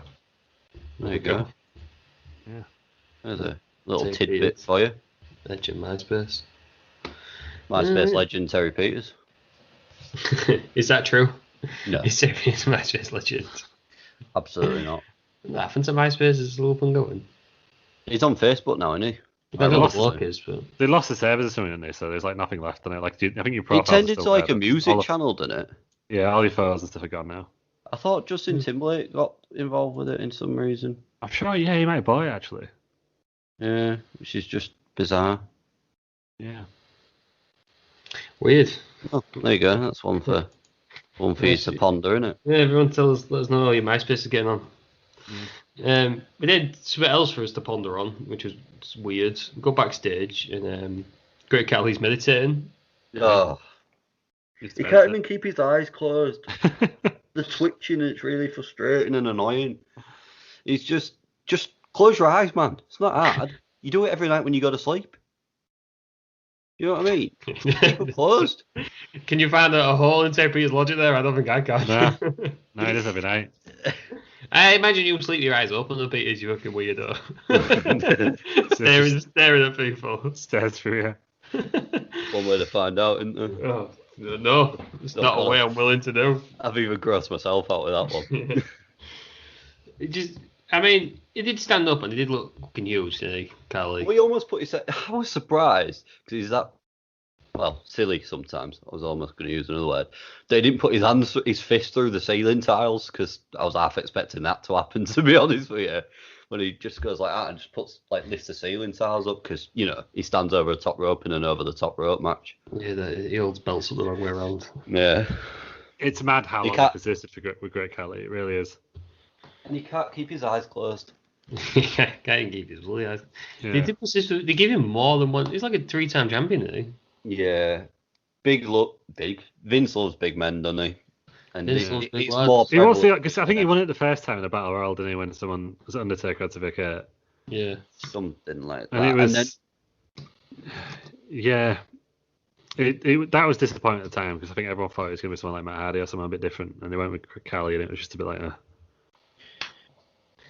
And then he beat. Did he beat Funaki in his first match? I seem to remember on SmackDown. Oh, it was the Undertaker, wasn't it? He came in because Taker was beating down Mark Henry, wasn't he? Mark Henry was beating up Batista, and then I can't remember. It was Daivari who first put him in. I'm sure. Somewhere in there that. Excuse me. Funaki is in there. I seem to remember picking him up and then just dropping him straight away. I never had a match with him, but he came in. Eminem brought him in, didn't he? Eminem and Daivari were working together or something. I can't remember. He's definitely Daivari's first manager. Yeah. Arian Daivari's brother. Yeah, Sean Daivari. Yeah, he was annoying as hell, Daivari, wasn't he? But I liked him in Lucha Underground. I don't know if in there. Played like a rich guy who was sat in the crowd, and I think it was Tejano got thrown into him, and then they started having a feud. But he was always just sat there like a glass of scotch. Last time I saw him was at Crown Jewel. Crown Jewel? One of the Saudi shows. Yeah, he came out to get beat up by everyone's favourite Saudi Arabian wrestler. I can't He's a lot remember his name. younger. Yeah, ended up being what's the bloody half? Is it Mansoor? Mansoor, yeah. Do you know Davari's only 36 now? Is he? Yeah, Sound of it. Sound of it. yeah. Oh, he's got a wrestling school with Kennedy. Mr. Kennedy and Molly Holly, hasn't he? Up in Minnesota. Yeah. On a But random yeah. group of people. What happened to Arian Davari then? Is he still going? He's still on 205 Live, isn't No, is it? I thought it was. he? No, they just. Yeah. It did get better though for a minute, didn't it? Yeah, they're moving out back into the Performance Center apparently. Yeah, they're doing the same with NXT, aren't they, as well? Yeah. All right, there we go. So that's Great Khali, meditating, more of him later on. The next match is another SmackDown match. We've got Finlay against Rey Mysterio. So Finlay has attacked Mysterio previously, and apparently it was JBL's fault. Got to call. JBL. This match goes 9 minutes. It ends pretty weird. Oh, what So an end. just- This ending was fantastic. They Yeah, just have this a ending was normal great. match. So Finlay exposes the turnbuckle at one point, tries to use a shillelagh, Rey stops him, and then Finlay's outside of the ring on the apron, and he's underneath. Well, he's on top of the bottom rope. Rey Mysterio does a leg drop. Finlay then does basically a back bump, falls off. Does look like he bangs his head on it. Mm-hmm. Yeah. The noise is horrific. All the medics come out, the X gets thrown up, Finlay's put on the stretcher. Everyone's taking it like dead serious. Even the crowd was singing like it's only one day Finlay or something, wasn't they? And Rey Mysterio as well. Rey Mysterio does. He does play a really part good job in here. this. So Finlay's taken round the side of the ring, and then Rey Mysterio's absolutely distraught in bits. And Finlay jumps off the stretcher and just beats the crap out of him. Oh, it had me going because I'd only seen that it was like it ended in a no contest. Yeah. So I presume that was why. The only bit that kind of gave it away that it might be was when JBL went, "Oh, he might have to retire," because it was like, "How would you know that early on?" Yeah. That was the only bit where I He's thought. old, though, isn't he? He's old. He wasn't old. He was like 51 at the time. I think. Yeah. Apparently, and I didn't see it, but on one of the websites I use to get the results and reviews and stuff, apparently when he first hits the floor, he opens his eyes, sees what's wrong. So he's not actually knocked out. Yeah, but yeah, I fell for it, hook, line, and sinker. Yeah, I did as The well. crowd did. The crowd was so upset that they fell for it. Yeah, I was like, bloody hell, I didn't realize this happened in this one. No, I didn't. And like you Just absolutely say, went for it. Yeah, because the ref did a real good job there as well, didn't he? yeah, they all did. I think you can't do it too often now because it gets a bit old. It's like I think now the commentators use the somber voices too much. Like it just kind of it loses the impact. But on this one, bloody hell, it worked. It loses the impact, especially when something serious actually does happen. Yeah, exactly. Because it's like I think Jim Ross calls it the Owen Hart voice and says like they use it all the time now, but they shouldn't do. Yeah. Did you remember Enzo got knocked out? Yeah, when he was That actually was legit, snoring. and everyone thought, well, that's just messed up, isn't it? Everyone, that's not real. Yeah. Actually, I was. Yeah, that's it. They use it too often. I go to the well too often. But yeah, at the time, bloody hell, this was good. Finlay Rey, I didn't realise they had a thing. Finlay Rey Mysterio. Yeah, No, Finlay was absolutely killing it on SmackDown around that time. I was going to say, it seems a bit of a weird one, doesn't it? He was in title feuds and all sorts. That's funny. Yeah, she was in the world title picture at one point. He was. Yeah, he's been in a few title matches. Never won it, obviously. Yeah. He was in a few title matches. I mean, I was enjoying the match until the end. I thought it was good. Yeah. I think the match itself was like, just above average, but then the ending just made it fantastic, I thought. And I think that's Rey Mysterio's sell job was incredible. Yeah. Yeah, because I'd never seen it before, I just thought it was all legit. I felt like it actually got knocked out. Terry Peters, was you fooled? Yeah, I was. Was you upset with Finlay for deceiving you like that? No, I thought it was a really clever thing to do, but I don't know how the hell they managed to make that noise on the, the outside of the ring. Even the replay they kept showing looked fucking legit, didn't it? Yeah. The Reapers look worse. He must have just thought, you know what? Fuck it. I'm gonna go for this properly. I'm gonna knock myself out. Yeah, no, His head does bounce, doesn't it? Yeah. Yeah. But no, I thought it was really good, to be fair. Really, really good. So well done. Kudos to Finlay. Okay, Finlay. A little bit of the Finlay. What? What? A little bit of the Finlay. What little bit of the Finlay do you want? His head. The shillelagh. Terry Peters would like the shillelagh. Yeah. To be fair, I liked as well how he, with the speaking of the shillelagh in this, how that came into play as well, when he took the turnbuckle off and then tried to smash Ray's head in with said shillelagh. Yeah. Imagine if Finlay never got put with Hornswoggle. Yeah. What world would have lived in? It was funny because he's actually Hornswoggle's dad in kayfabe, isn't he? Yeah. Not Vince. Yeah, it was just in some con on Vince on it or something. I can't remember. Yeah. With DX. Yeah. Some sort of con on it where they were trying to get money off Vince. JBL took exception to it for some reason. JBL takes exception to everything. Yeah. JBL takes exception to you doing your job backstage, doesn't he? Apparently, eating chicken. Yeah, allegedly. Big Davey Meltz gave this 2 3/4. Said more. But I don't know. It's like if you go story wise, it's 5 stars, isn't it? Yeah. That's what Joe Andrew said before. Yeah, like it achieved everything it needs to achieve. So in that sense, it should be a 5 stars. But yeah, I don't know. I think really Meltz's star ratings only really count for the main events. Otherwise, I think they're all over the place. Yeah, no, I would agree with that. We'll then move on to another segment backstage. We've got Vince and Triple H again. And Vince tells Triple H that Orton wants his rematch tonight, and it's going to be the last man standing match that should have had John Cena in. Triple H is feeling his ribs. Like, this is where he should have been beat up, you know. Omega should just ran in there and just absolutely terrorised him, yeah. Vince could have done his great laugh. Yeah. Good luck, pal. And walk out. Yeah, exactly. There you go. Could have been that. We've got another title match coming up next. A women's title match. Beth Phoenix, she will be going against Candice Michelle, who's the current women's champion. And did you know Candice Michelle is the first woman from the Diva Search to win a title? Yeah, congratulations, Candice. I don't know. I thought Ashley had the title. No, she never won it. She never won it. She lost. Yeah. Christy Hem. I mean, she can't have been last because Layla won the title. Oh yeah. Forgot she won it as well, yeah. That was, it was a horrendous. All they learned the pain, yeah. How bad was Candice's music as well in there? That's my first line in my notes here, Peters. Candice Michelle has the worst music. Oh, no, well, it was up until a bit where he goes, all eyes on me, and then she opens a jacket at the same time, and I thought it's absolute bang at that point. No, the music was just shit though. The music was awful. It was like some sort of weird techno. Very similar to Naomi's now, isn't it? I prefer Naomi's. Naomi's a lot better. That was to the floor. Yeah, Naomi's is better because her entrance goes with the music and like the glow sticks and the knee slides and all the other bits and the energetic. Whereas Candice Michelle's just like stripping stuff. Yeah, I mean, I think that was a gimmick. Yeah. Yeah. So the music doesn't go with it, does it? Yeah, a gimmick was just a woman who liked to take her clothes off. That was a gimmick at this point. Slash fairy. This was the end of the Candice Michelle experiment, though. Yeah. Good. She was gone in 2008. Quite decisive fashion. I mean, the only note I've written here is Beth Phoenix wins after a backbreaker and a suplex. Yeah. Candice Michelle's just not very good in this. Yeah, she's just shit. Yeah, she's not very good. And thank God for Beth Phoenix single-handedly saving the women's division.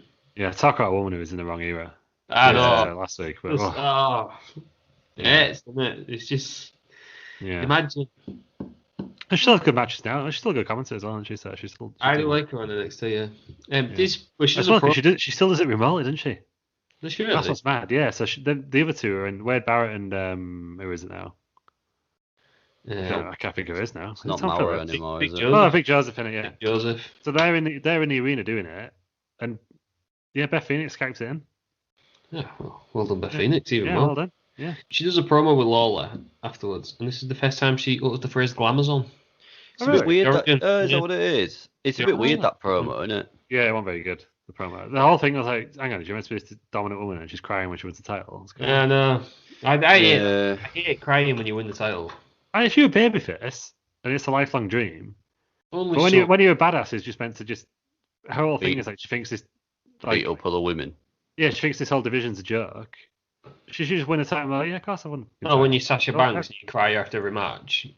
Well, Sasha Banks has a real issue. I don't know if you're watching it at the moment, but she has a real issue with like looking like she's going to cry in every promo.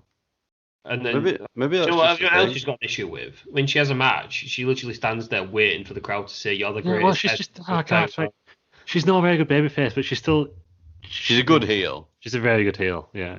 Yeah, she's crap babyface. She's still the best women's performer in the company at the moment. So, I'm not doing it again. Go back in the archives. Pretty decisive, aren't we? I think we're pretty all agreed on that. That Sasha Banks is the best woman. Go back. Was it Brooklyn? NXT Brooklyn. Yeah, it was. Brooklyn, go back and read my comments on Sasha Banks. Yeah, go and see why Ross was wrong. Correct. I was correct, and she's done nothing recently to prove me different. Yeah, that's nonsense. I would say David Meltzer's star is wrong on this as well. What was to give it? Half. Yeah. I mean, Beth Phoenix is doing the best she can, so I don't want to slag the match too much off. But Candice Michelle's this is the issue with getting models to become wrestlers. Candice Michelle's she's not done anything else in the wrestling business. Trish Stratus started off as a fitness model. Yeah, but Trish Stratus was interesting. You've got to pick the right person to do it. Trish Stratus was the only one. I don't know, there's more than it. Oh. Victoria. Was she a model? She was a hoe. Oh, you can't say that. She was one of the hoes. You can't say that. Come on, man. She was one of the hoes, man. It's just what you came up with. What's going on? Right. Oh, I'm sure. What about Eve Torres? Wasn't she in? Oh yeah, Eve Torres. She was like Shawn Michaels in the ring. No, she got really good, and she retired. But she was like, she wasn't great, but she like retired at a peak. Like she was getting really good, and then she just randomly retired. I'm saying it's Candice Michelle. Now I know what you're saying. Yeah, I know what you're saying, but I'm saying like it's not a bad hiring policy. It's just it didn't work out. It didn't work out in this instance. The problem is you've named 2 out of about 50. Yeah. The problem is women's wrestling at its time. The world at its time was still paving on women, didn't appreciate women's athletics at all. It seems to me that it's just bonkers because in the actual era they had Trish Stratus, good wrestler, Lita. She was a fitness model. She got picked out the same way as Candice. They just worked out with Trish Stratus. It didn't work out with Candice. Lita, good wrestler, wasn't a fitness model. Yeah, she was a wrestler before. Yeah. They had people like Jacqueline, good wrestler. Yeah. Especially for the time. So they've had good women's wrestlers. China. Ivory, good wrestler. No, China was not a good wrestler. China was just good. Big. Yeah. Ivory, good wrestler. Even Luna Vachon, she's a decent wrestler for the time. And then they went into this era when none of them were good wrestlers. Phoenix was. Yeah, she saved it, but the 2 years before this. Yeah, Becky James around this time, didn't he? No. Right, 1. Right. What I'm saying is. No, I'm not saying. Yeah, I'm not saying it was like the best era for women's wrestling. So obviously it wasn't. But I'm just saying like some of them who turn out. Michelle McCool was a model, wasn't she, before? Yeah, well, she was a teacher, wasn't she? She's a teacher. Oh, she was on the Diva stage as well, wasn't she? But she didn't win it. She's also terrible. She's not terrible. She's terrible. She's literally Undertaker's wife. I should have been not going for it. I mean, I know she's in the worst promo of all time. She's in the worst angles of all time. Yeah, she was. She came back and she eliminated 5 people from the Royal Rumble, so you got to give props. Because she's Undertaker's wife. You got to give her props for that. It was good performance on it. And Beth Phoenix was in the Rumble with a bleeding head. Yeah, comes out of retirement, she does that. Wow. No. She genuinely thought she was the female Undertaker. You're not. She was. Yeah, she's rubbish. Yeah, stayed around too long. Retired too early. I'm not horrible. I'm not going to give them credit when they were awful. It's like everyone else for us to today. It's like Sully, and he's got the red ass, hasn't he? They were just all awful. It's nice for it not to be me. I mean, you might have a red ass if you carry on eating cinnamon. Just for fun. I'm just so glad that Stephanie McMahon came in and invented women's wrestling. Yeah, nice. She did. Yeah, that's true. 8 years. It's just, this is just shit. It's just so segment with shit. No, this match wasn't very good. I'm not defending this match. Shit. The difference between Trish Stratus and Candice Michelle was Trish Stratus actually wanted to learn. Candice Michelle clearly did not. The thing is, Candice Michelle actually got better as well. When she started out, she was even worse than this. That's the issue. This was like Candice Michelle's peak. Genuinely. Yeah. When Trish Stratus was hired, there was some better women's wrestlers, so she actually had to learn to become a good wrestler. In this era, the hiring models didn't give a shit, and WWE didn't give a shit whether they were good either. Oh, alright. Kelly was in this era. She was a model. Kelly was awful. She was a very successful Divas champion. Oh, Christ. She was rubbish. She was rubbish when she came back in the Royal Rumble, couldn't even do head scissors. It's rusty. Well, Candice Michelle won't rusty, but I guess Killer Killer's not married to the Undertaker, do you know what I mean? What about Maria? It's an absolute disgrace that Michelle McCool has the record eliminations in the Women's Royal Rumble. It's an absolute disgrace. Yeah, but she's tied with someone, isn't she? She's tied with like Nia Jax or someone. I don't matter. Another rubbish women's wrestler. Yeah, but at least Nia Jax is current and dominant.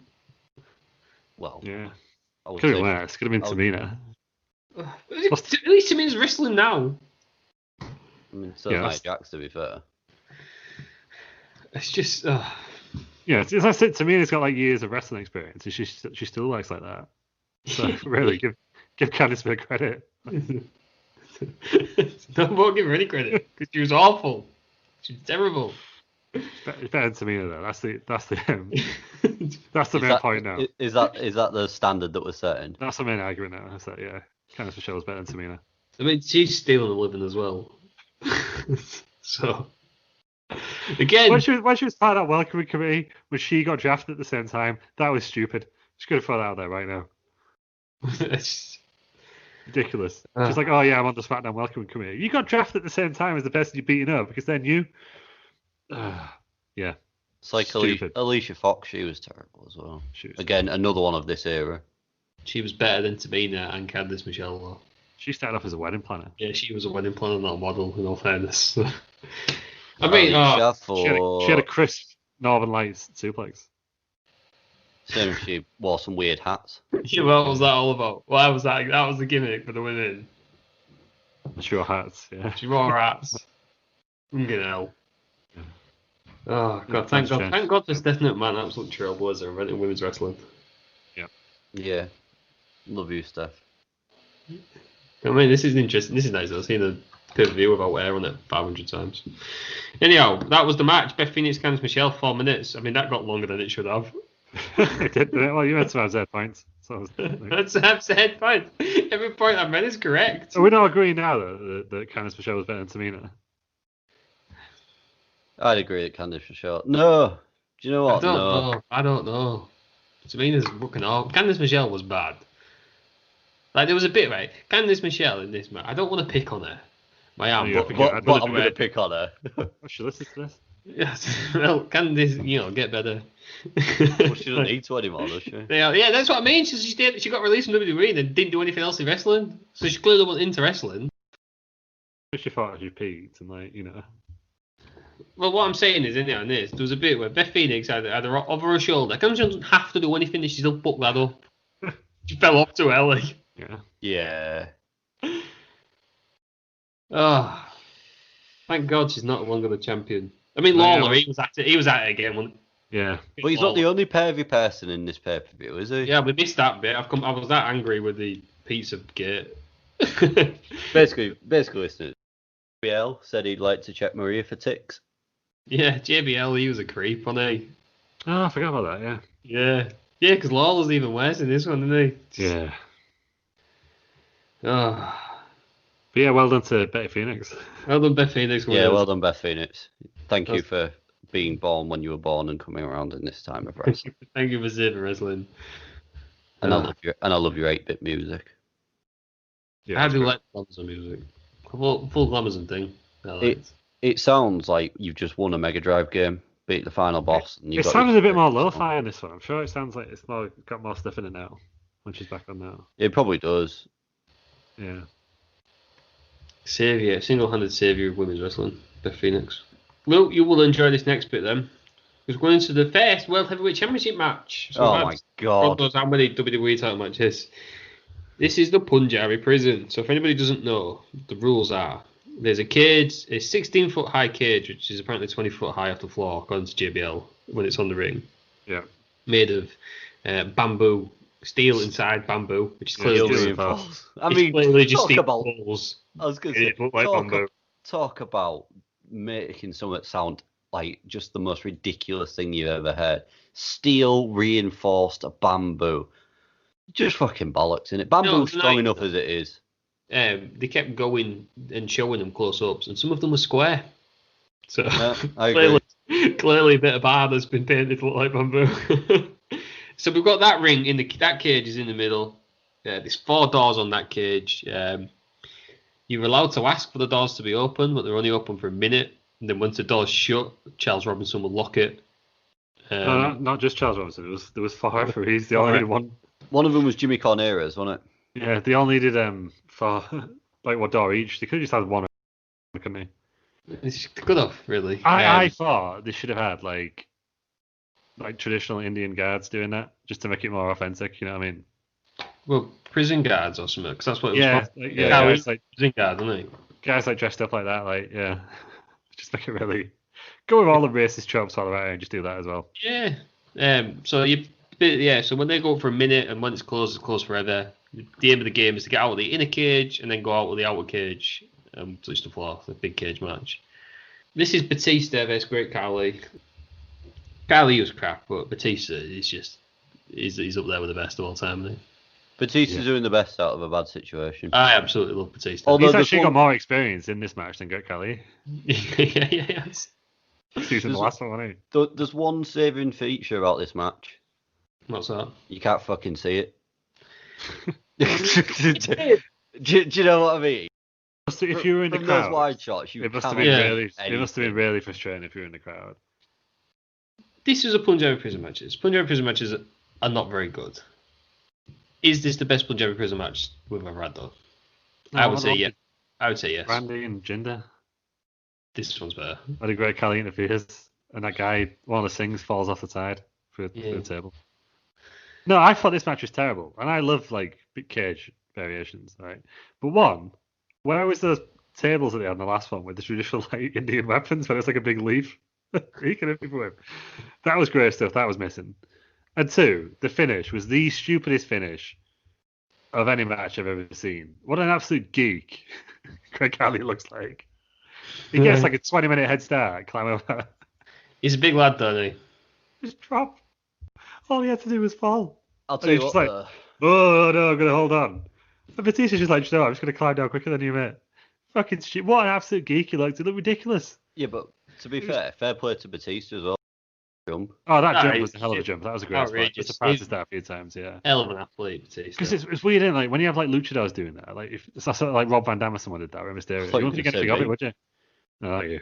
If you reached to the side, I can imagine you just be like. Falling short. Just getting halfway and be like, oh shit, I just fall to the ground. Yeah. I'd love to see it though. We'll make one day. We'll make a Punjabi prison. A whole prison match. Bro Peters in the. You'd probably die in whole prison. I probably would. Right. And I never plan on going there. You've been to whole prison. Tell us what it's like. I've never been to whole prison. Good. I've been to Humber prison. You've been to Humber prison. What's it like inside? It's not. There's no bamboo. Okay. Have you ever seen Mean Machine? No. Watch Mean Machine with Vinnie Jones, because that's exactly what it's like. Okay. As in not the people in there and what they do. No one plays football for a game of survival, whatever the fuck they do. But is that what you did? How'd you get out? Yeah. But basically, what they do is it looks exactly. It's obviously filmed in the prison, so it looks exactly the same. Ah, cool. I think we should clarify now. The rooms and snooker tables. You worked in a prison and didn't go, just to clarify that. Ross is not a criminal. Yeah, I have been in prisons for quite a while, but but just working there, didn't get. Yeah, I was working there, not actually. You were fixing the washing machines and the dryers. You know what I mean? And the dryers. Sorry. Terry Peters on here right now, I'm joking. just in case anybody doesn't hear, I was not in prison. Yeah. None of the rest of around crew have been in prison yet. Yeah, Luke. But anyway, right, let's get back to this Punjabi prison. Punjabi prison. I've never been to a Punjabi prison either. I'd say I've been to India and I can confirm that not everything is bamboo.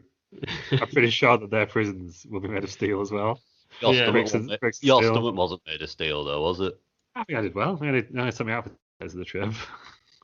She drank water, to be fair. Lou got Delhi belly. Peter's talking rather confident for a guy who's also going to get cholera from drinking 3-day old water or whatever it is. I've got an iron stomach, it's fine. That's what I mean, it's saying our list. Have an iron stomach too, Peters. Yeah. Can't Instead of this, you have one fucking sandwich and the same thing happens to you. You know what I mean? Yeah, it's a fair point. Peter sauce roll. Yeah, say I've got an iron stomach. I ain't at all, have I? I've got right little funny stomach. Slice of toast and you're out for a week. It's like you're off for that. I mean, able to have no career. You can't. Yeah. It's like, yeah. No, to be fair, I wasn't sure if I was ill at first because I'd had just a lot of. I had like four or five beers. And then Gino, the guy who was showing me around, one of my colleagues, was just like, I've come here really for the, we had? Long Island iced teas. So I had like 3 of them. Nice. And then I was like, it was like 24 hours afterwards. I was like, no, I still feel ill. I don't think it's just the drink, the iced teas, yeah. But yeah. Is it that you discover Jaeger bombs in India? Oh, that was classic. Yeah, they're like, we got this. We went to a pirate themed restaurant. Oh, we could do a full special on this India trip. But we went to a pirate themed restaurant called the Black Pearl, which is funny in itself because the way they were pronouncing it, I thought it was Blackpool. And at one point, he's like, do you have Blackpool in England? I was like, yeah, it's a town. And they're like, what? Like, a full pirate themed town. Like, right. I'd go to that, play the mini golf. This place is called the Black Pearl, right? Yeah, and they're like, try this Black Pearl special, and they brought it out, and it was fucking Jaeger bombs, yeah. So I did not expect to be doing that with my colleagues in India. It was great. There we go. It shouldn't have been once in a lifetime, but I guess given the current situation, it probably was. But I don't think I'm going back anytime soon. Going back to India and having Jaeger bombs. But to confirm, there is no statues of the Great Khali or Jinder Mahal out there. They all just love Roman Reigns like everyone else does. And not everything is made out of bamboo. I didn't see a prison, but I'm pretty sure it was made out of bricks and mortar as well. Right. You've slagged the finish off, but you haven't actually gone through the finish. So basically, all the doors are open and closed. They can't get out for whatever reason, getting stopped by each other. The strap gets used. There's a cool bit where Khali slams the door onto Batista's back. Yeah, he traps him in the door, doesn't he? He's trying to escape. That is cool. He then does the vice grip, basically big head squeeze on Batista. Khali goes over the top of the inner cage. I mean, for a big lad who can't walk, he's done out there, isn't he? He gets on. It was quite funny actually, but like the last door got padlocked, and Khali just went to the ref and was like, "Fuck's sake, I want to go out." Like, sorry, mate. So Jags with it. Yeah. So as he gets out and makes his way up the cage, Batista then just, as a John Cena moment, doesn't he? Just jumps up. Sprints up the cage. He's moving at some pace. Jumps to the outer cage, and he hits the floor before Khali, who was also halfway down. 14 minutes. I'm saying that's the best Punjabi Prison match there's been. And you know what? I actually enjoyed it. Big David Meltz gave it 1 1/4. I just thought the ending was just ridiculous. But the match itself, nothing happened. There's not a lot you can do in these types of matches. Well, that's because they didn't put the fucking big leaves and bamboo weapons out. That's what they should have done. Like they did last time. I thought it was quite clever how they did it. No, I thought it meant Khali like an absolute geek. Not a fan. I mean, he, to be fair, he doesn't help himself, does he? You know, I love a good multiple cage match, as we all know. I can't believe you, of all people, didn't like it. Well, it just now happened. Peters is right. There's no big bumps. It was too slow. It was like, basically, it was just a race up the cage, wasn't it? They brawled for a bit, and then it was just a race to get out of the cage, which logically is how all cage matches should probably go. Very good, was it? I thought we were going to fight on the... But it was just like, Batista was still in the first cage, when Great Khali was like halfway out the second one, like halfway down. All Great Khali had to do was literally fall. And he goes, oh no, do you know what? Instead, I'm just going to watch this guy crawl down every... Climb out one cage, jump across, just Death Defy Elite to another one. Cage is high, though. Let's not forget that. Yeah, but still... But he was like 5 foot off the ground. The guy himself's like 7 foot. Yeah, well, you know what I mean? Can't be scared of height, surely he is a height. You're going to win the world title. Like, you'd just do it, wouldn't you? Right, okay. Maybe Batista should have made his jump earlier. The whole thing just shouldn't have happened. It was stupid. If they're going to do that jump, Khali should have been on the other side. But it was just the way it was. Khali was far too... I mean, it probably wasn't planned like that based on the Great Khali's track record. Yeah. But he was just so far that he just looked like an absolute idiot. And it just at the end of the match, he's just like, that's annoying. Like, it was stupid. Well, you would be annoying. You think you're going to win, and then... No, but the way he just was like, Khali's, like, at the end was just like, oh, he got me. Like, it's fucking stupid. And then Great Khali didn't even attack him after the match. Yeah, I don't know. I think that's probably. I can't remember the Punjabi Prison matches. How many's there been? 4, 3. Undertaker and Big Show. Oh, I always thought that was Batista. No, what was it? So my initial thing was, forget what I said about Batista's experience. It was the same. I was thinking that was Batista and Big Show. Jinder Mahal and Randy Orton. I feel like there was another one between these two, actually. Did they have a rematch? Surely can't have done. I don't know. This must have been just about the time. They can't have done anything with the Great Khali after this storyline, surely. He can't have had another world title. I'm sure he's won a title since this. Oh, sure. God. Lou, apparently they changed it after the Chris Benoit incident. That's why they've got no spikes and the straps weren't there anymore. But they kept referencing spikes. Yeah, they kept referencing the razor sharp spikes at the top. Saying, that was in 2017. So maybe that was the new one. It doesn't actually say how many matches there was. Yeah. Not many though. No, not many. There's less than 5, I think. But yeah, no, I thought this is stupid. Oh well, I enjoyed it. I just enjoyed everything. Batista I can't believe you enjoyed this. Yeah, I'm pretty sure it was because Batista was in it. Yeah. So when we do the Batista special in January, is this going to be a lot of matches you pick? No. So is that better matches? Better matches. It might be. If you I might do just to piss you two off because you picked Goldberg as one of Regal's best matches. That was him.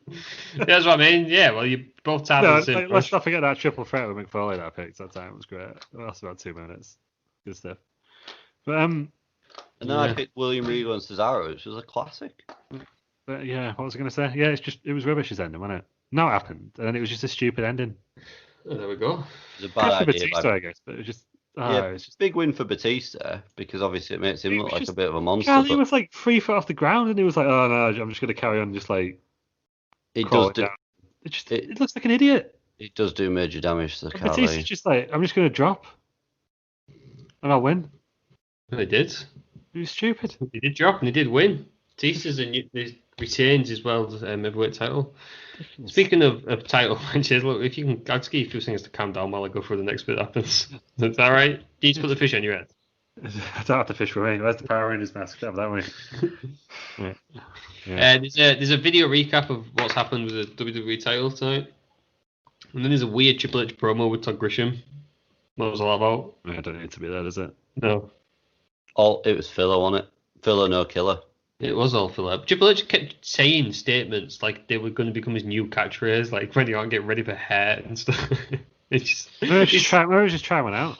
Yeah, well, I can tell him none of them worked. Then we got our last match, our third WWE Championship match, is Randy Orton getting his rematch with Triple H's WWE Championship, and it's going to be last man standing. It goes 20 minutes. I thought this was a very good last man standing match. Say we want about Triple H, the man can put together a last man standing match. This was the best match of the night. Yeah. Was it a last man standing match that we saw him and Randy Orton against when Randy Orton dislocated his shoulder in the archives?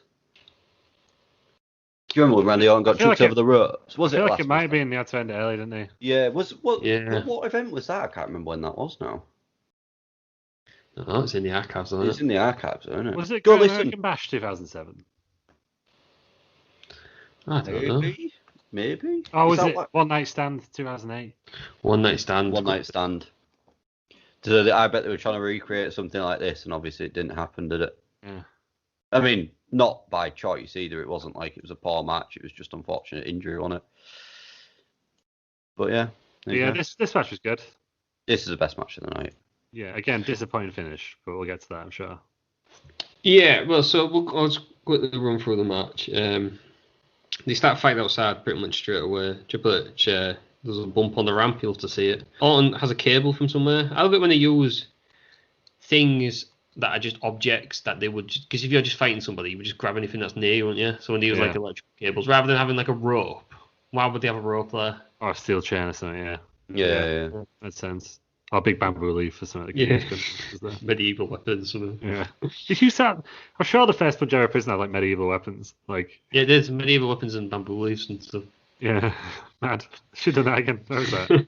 We need to watch that one in the archives at some point. Orton tries an Aki on the announce table, but pushes him off through another table. I love that spot. It's good, isn't it? And that's what's good about the RKO. It always does more damage though to Randy Orton, doesn't it? What, the RKO? When you on through a table, yeah, he's putting himself through a table. Yeah, I get it in the ring because you're controlling it, but on through a table, it's like that one. Was it WrestleMania 30? When he died. He was out for as long as Daniel Bryan was. Well, yeah, I guess. He also does an Aki onto a chair, but if you notice on the chair, he moves the head, doesn't he? So they land on the chair rather than his shoulder. Yeah. That was good. I like that. I like those spots where the chair just about bends. Yeah. It's just not meant to bend that way.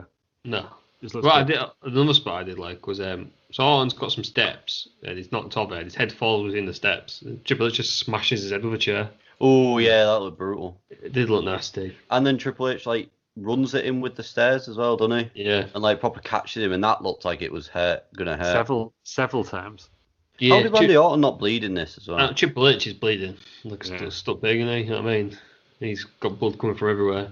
And then to end it, Triple H gets Orton on the announce table. He hits the Aki out of nowhere. Triple H can't get up. Tries his best, but he can't get up. Randy Orton wins. 20 minutes. Lou didn't like the finish. I just wish the table broke. See, I think it looks more brutal when the table doesn't break. I think it looks weak. But no, because it makes the table look more solid and you're obviously hitting something a lot harder. To me as well, that ending, it was like Triple H was trying to get up, but obviously he's had 2 matches already. Yeah. Been completely through another hellacious match in this, and it just seems like his body's given up on his side. I really like the finish. Yeah, I like the idea of it. I just thought the table. I feel like you need to end Last Man Standing with something spectacular. And I think if the table went, it would have. Do you reckon the table was meant to break? Probably. I reckon so. But I don't know, because then sometimes, like when we watched SummerSlam the other week, it brought too early, didn't it? Because they'd gimmicked it. So it's either, where he Kurt Angle where he concussed himself? Yeah, they've got to have it where it's stable enough for him to stand on, but then it's going to break when it impacts. Well, if you go back in the Triple H Cactus Jack feud, Cactus Jack does loads of power drivers on the table and they don't break once. Yeah, I just think about 5 times. Yeah, I get that. But apart from the finish, then I thought he was going to complain that he beat him with one single RKO. No, I like that. Especially it makes sense, as Peter said, because Triple H had been in 3 matches, hasn't he? Yeah. So he loses nothing from losing with one move. The psychology in this is really good because, like you say, his ribs are already hurt going into it as well, aren't they? Yeah. So.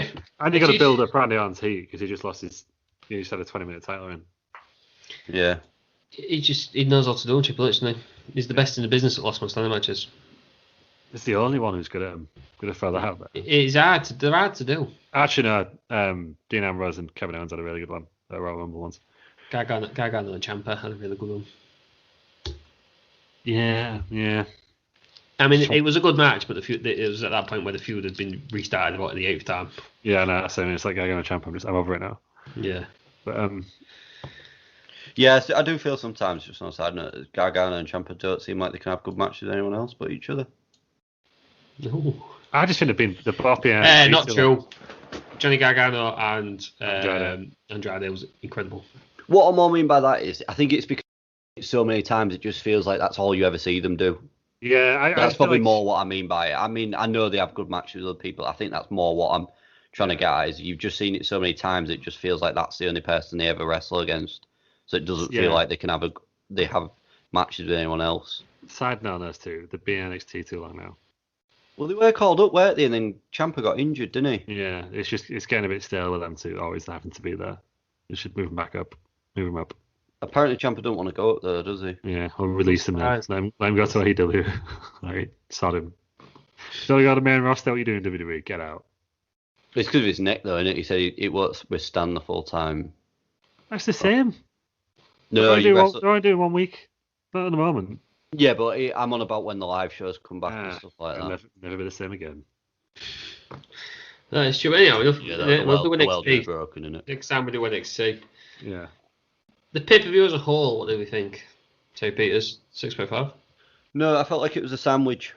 When you've got some nice bread and you fill it with some nice butter, you want the perfect filling, and the bit in the middle. Let you know. So Yeah. you said it made you ill. It made you shit yourself. Yeah.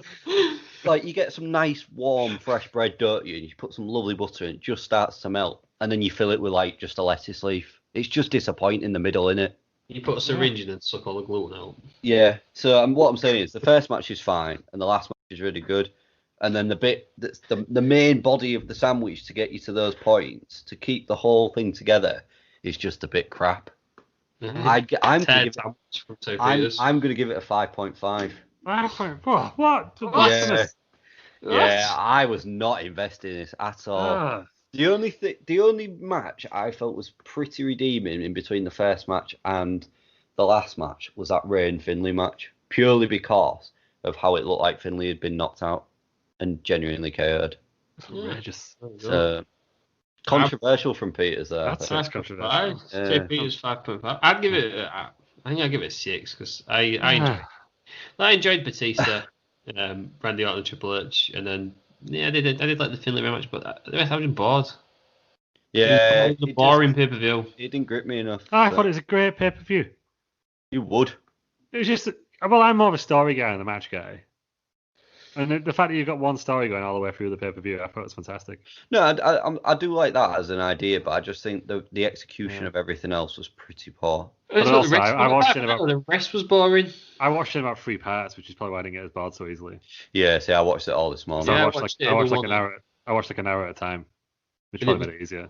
Yeah, but it was just a bit boring. What would you give it then, out of 10? 7.5. 7.5. I enjoyed it. I've always been interested in this pay-per-view because I knew it was kind of chaotic. The first time I watched it, I was glad I did. I'd watch the main event again. Other than that, I wouldn't really bother with it. I feel like I've seen it now, so I won't watch any of it again, to be honest. Like, yeah. I'm very much a one and done person when it comes to anything. Movies, TV shows. If I've seen it, books. Once I've seen it already, I'm done. Yeah. And it wasn't, because it wasn't specifically there's any really good matches. I just thought that the actual story of the whole night was really good. Yeah. There we go. So, Lou thinks the story of the night's really good. Hopefully, next week, TNA Bound for Glory 2012. Oh, I'm scared. Do you think the story will run all the way through that one? No, I'm scared. Double J. We're I don't think Jeff Jarrett's on it, you know. Is he not? Find out what's happening in TNA. I don't think he is. Is Jeff Jarrett still running the show? Have they got sure in he's 7 not years? on it all, you know. Yeah. So we're gonna have a look. Terry Peters, are you excited to watch your second TNA pay-per-view? Do you know what? I am, because don't get me wrong, I've enjoyed everything we've done, but I'm enjoying to look at some wrestlers that we've not covered probably for a while or before, so just something a little bit different. Just to maybe variety is the spice of life. There's no Jeff Jarrett on the card. Oh, and even better now there's no Jeff Jarrett. It's instantly gone from a 6.5 to a 7 because there's no Jeff Jarrett on it. I mean, he could be on it, but he's not our match. Well, there you go. The 2 big muscle men dressed as penises. No, I don't think, no, so that brings it down again, doesn't it? Yeah, so we all want Johnson's. It's back down to a 6.5. Yeah. Let's say this the second pay-per-view in it, but the third overall. Is it still a 6-sided ring? No. It's gone back to 4. Yeah, and it's in an arena this time. It's not in the Impact Zone. Oh, that's a shame. They were getting quite big at one point, weren't they, Impact Wrestling? Yeah. Or TNA. They were getting like bigger ratings than NXT, weren't they? Yeah, that's what I mean. They're getting that's what I was thinking. Like, I've always thought of we have the Wednesday Night Wars now at AEW vs NXT. Yeah. Surely TNA were getting bigger ratings than ECW when they were both on. They must have been. I think they were getting nearly 2 million, weren't they? Yeah. Around that. Which is more than what Raw's getting now. Yeah. Does that not just prove how much of a genius that Bischoff is then? Yeah, I think we're all Bischoff marks on the air. I think also Raw was getting a lot more on it. I think wrestling was just more. Wrestling's more popular. Yeah, that's what it is. And people consume it in different ways now. Like, I don't. If you look at the WWE YouTube, I don't really watch live TV anymore. So. No. Well, that's what I mean. You look at the YouTube, the views are massive, but you actually look at the viewing figures for Raw. Yeah. It's the motivation to watch it. The thought of having to sit down and watch 3 hours of a TV program and it be the same format every single goddamn week is pretty unappealing. Yeah. I'd rather watch half an hour on YouTube. Yeah, so Yeah. I queue up all the highlights on YouTube in order and just watch those. That's So what I mean. Lou, what you're saying is you get your wrestling from the internet. Sure do. So that links us into the week after Taboo Tuesday. Oh, yes. Yes, Bloody hell. a wrestling pay-per-view which was voted for on the internet. Oh, bloody hell. And a big computer, no less. Your boy voted on some of this as well, so I'll probably be able to remember what I picked. So you're responsible for some of these matches. No, because I probably didn't pick the winners.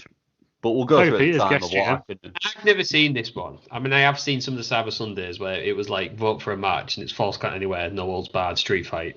That's the option. But I've never seen the first one, so I am looking forward to it. Yeah, same. See what actually gets voted What for. I've never watched the Taboo Tuesday. I've only seen the Cyber Sundays, actually. What we'll do is, when we do it as well, we'll have a look at what we think, however old we were at that time, would have voted for. Yeah. Right. How does that sound? So we can do like a retrospective voting system for ourselves. See what we would have voted for. Yeah.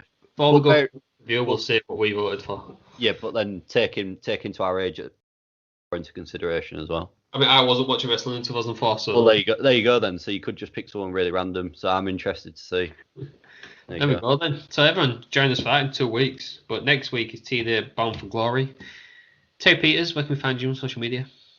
You can find me twitch.tv/BellNation, BellNation on YouTube, BellNation on Twitter, @TesFishPod on Twitter, RL92 on Instagram. There we go. Lou, where can we find you? It's got so many Instagram accounts. It's got so many social media accounts, hasn't it? I'm a social boy. Yeah. Oh, you can find me at Lou Marco on Instagram or Twitter. What about the old Facebook? No. Twitch out yet to rival Terry Peters? No, I was going to start one, but I've not got the set up. And then I can't get any. I was going to set it up when I got my new Xbox Series X, but I can't really get one. I had the same issue. Yeah. No, look there.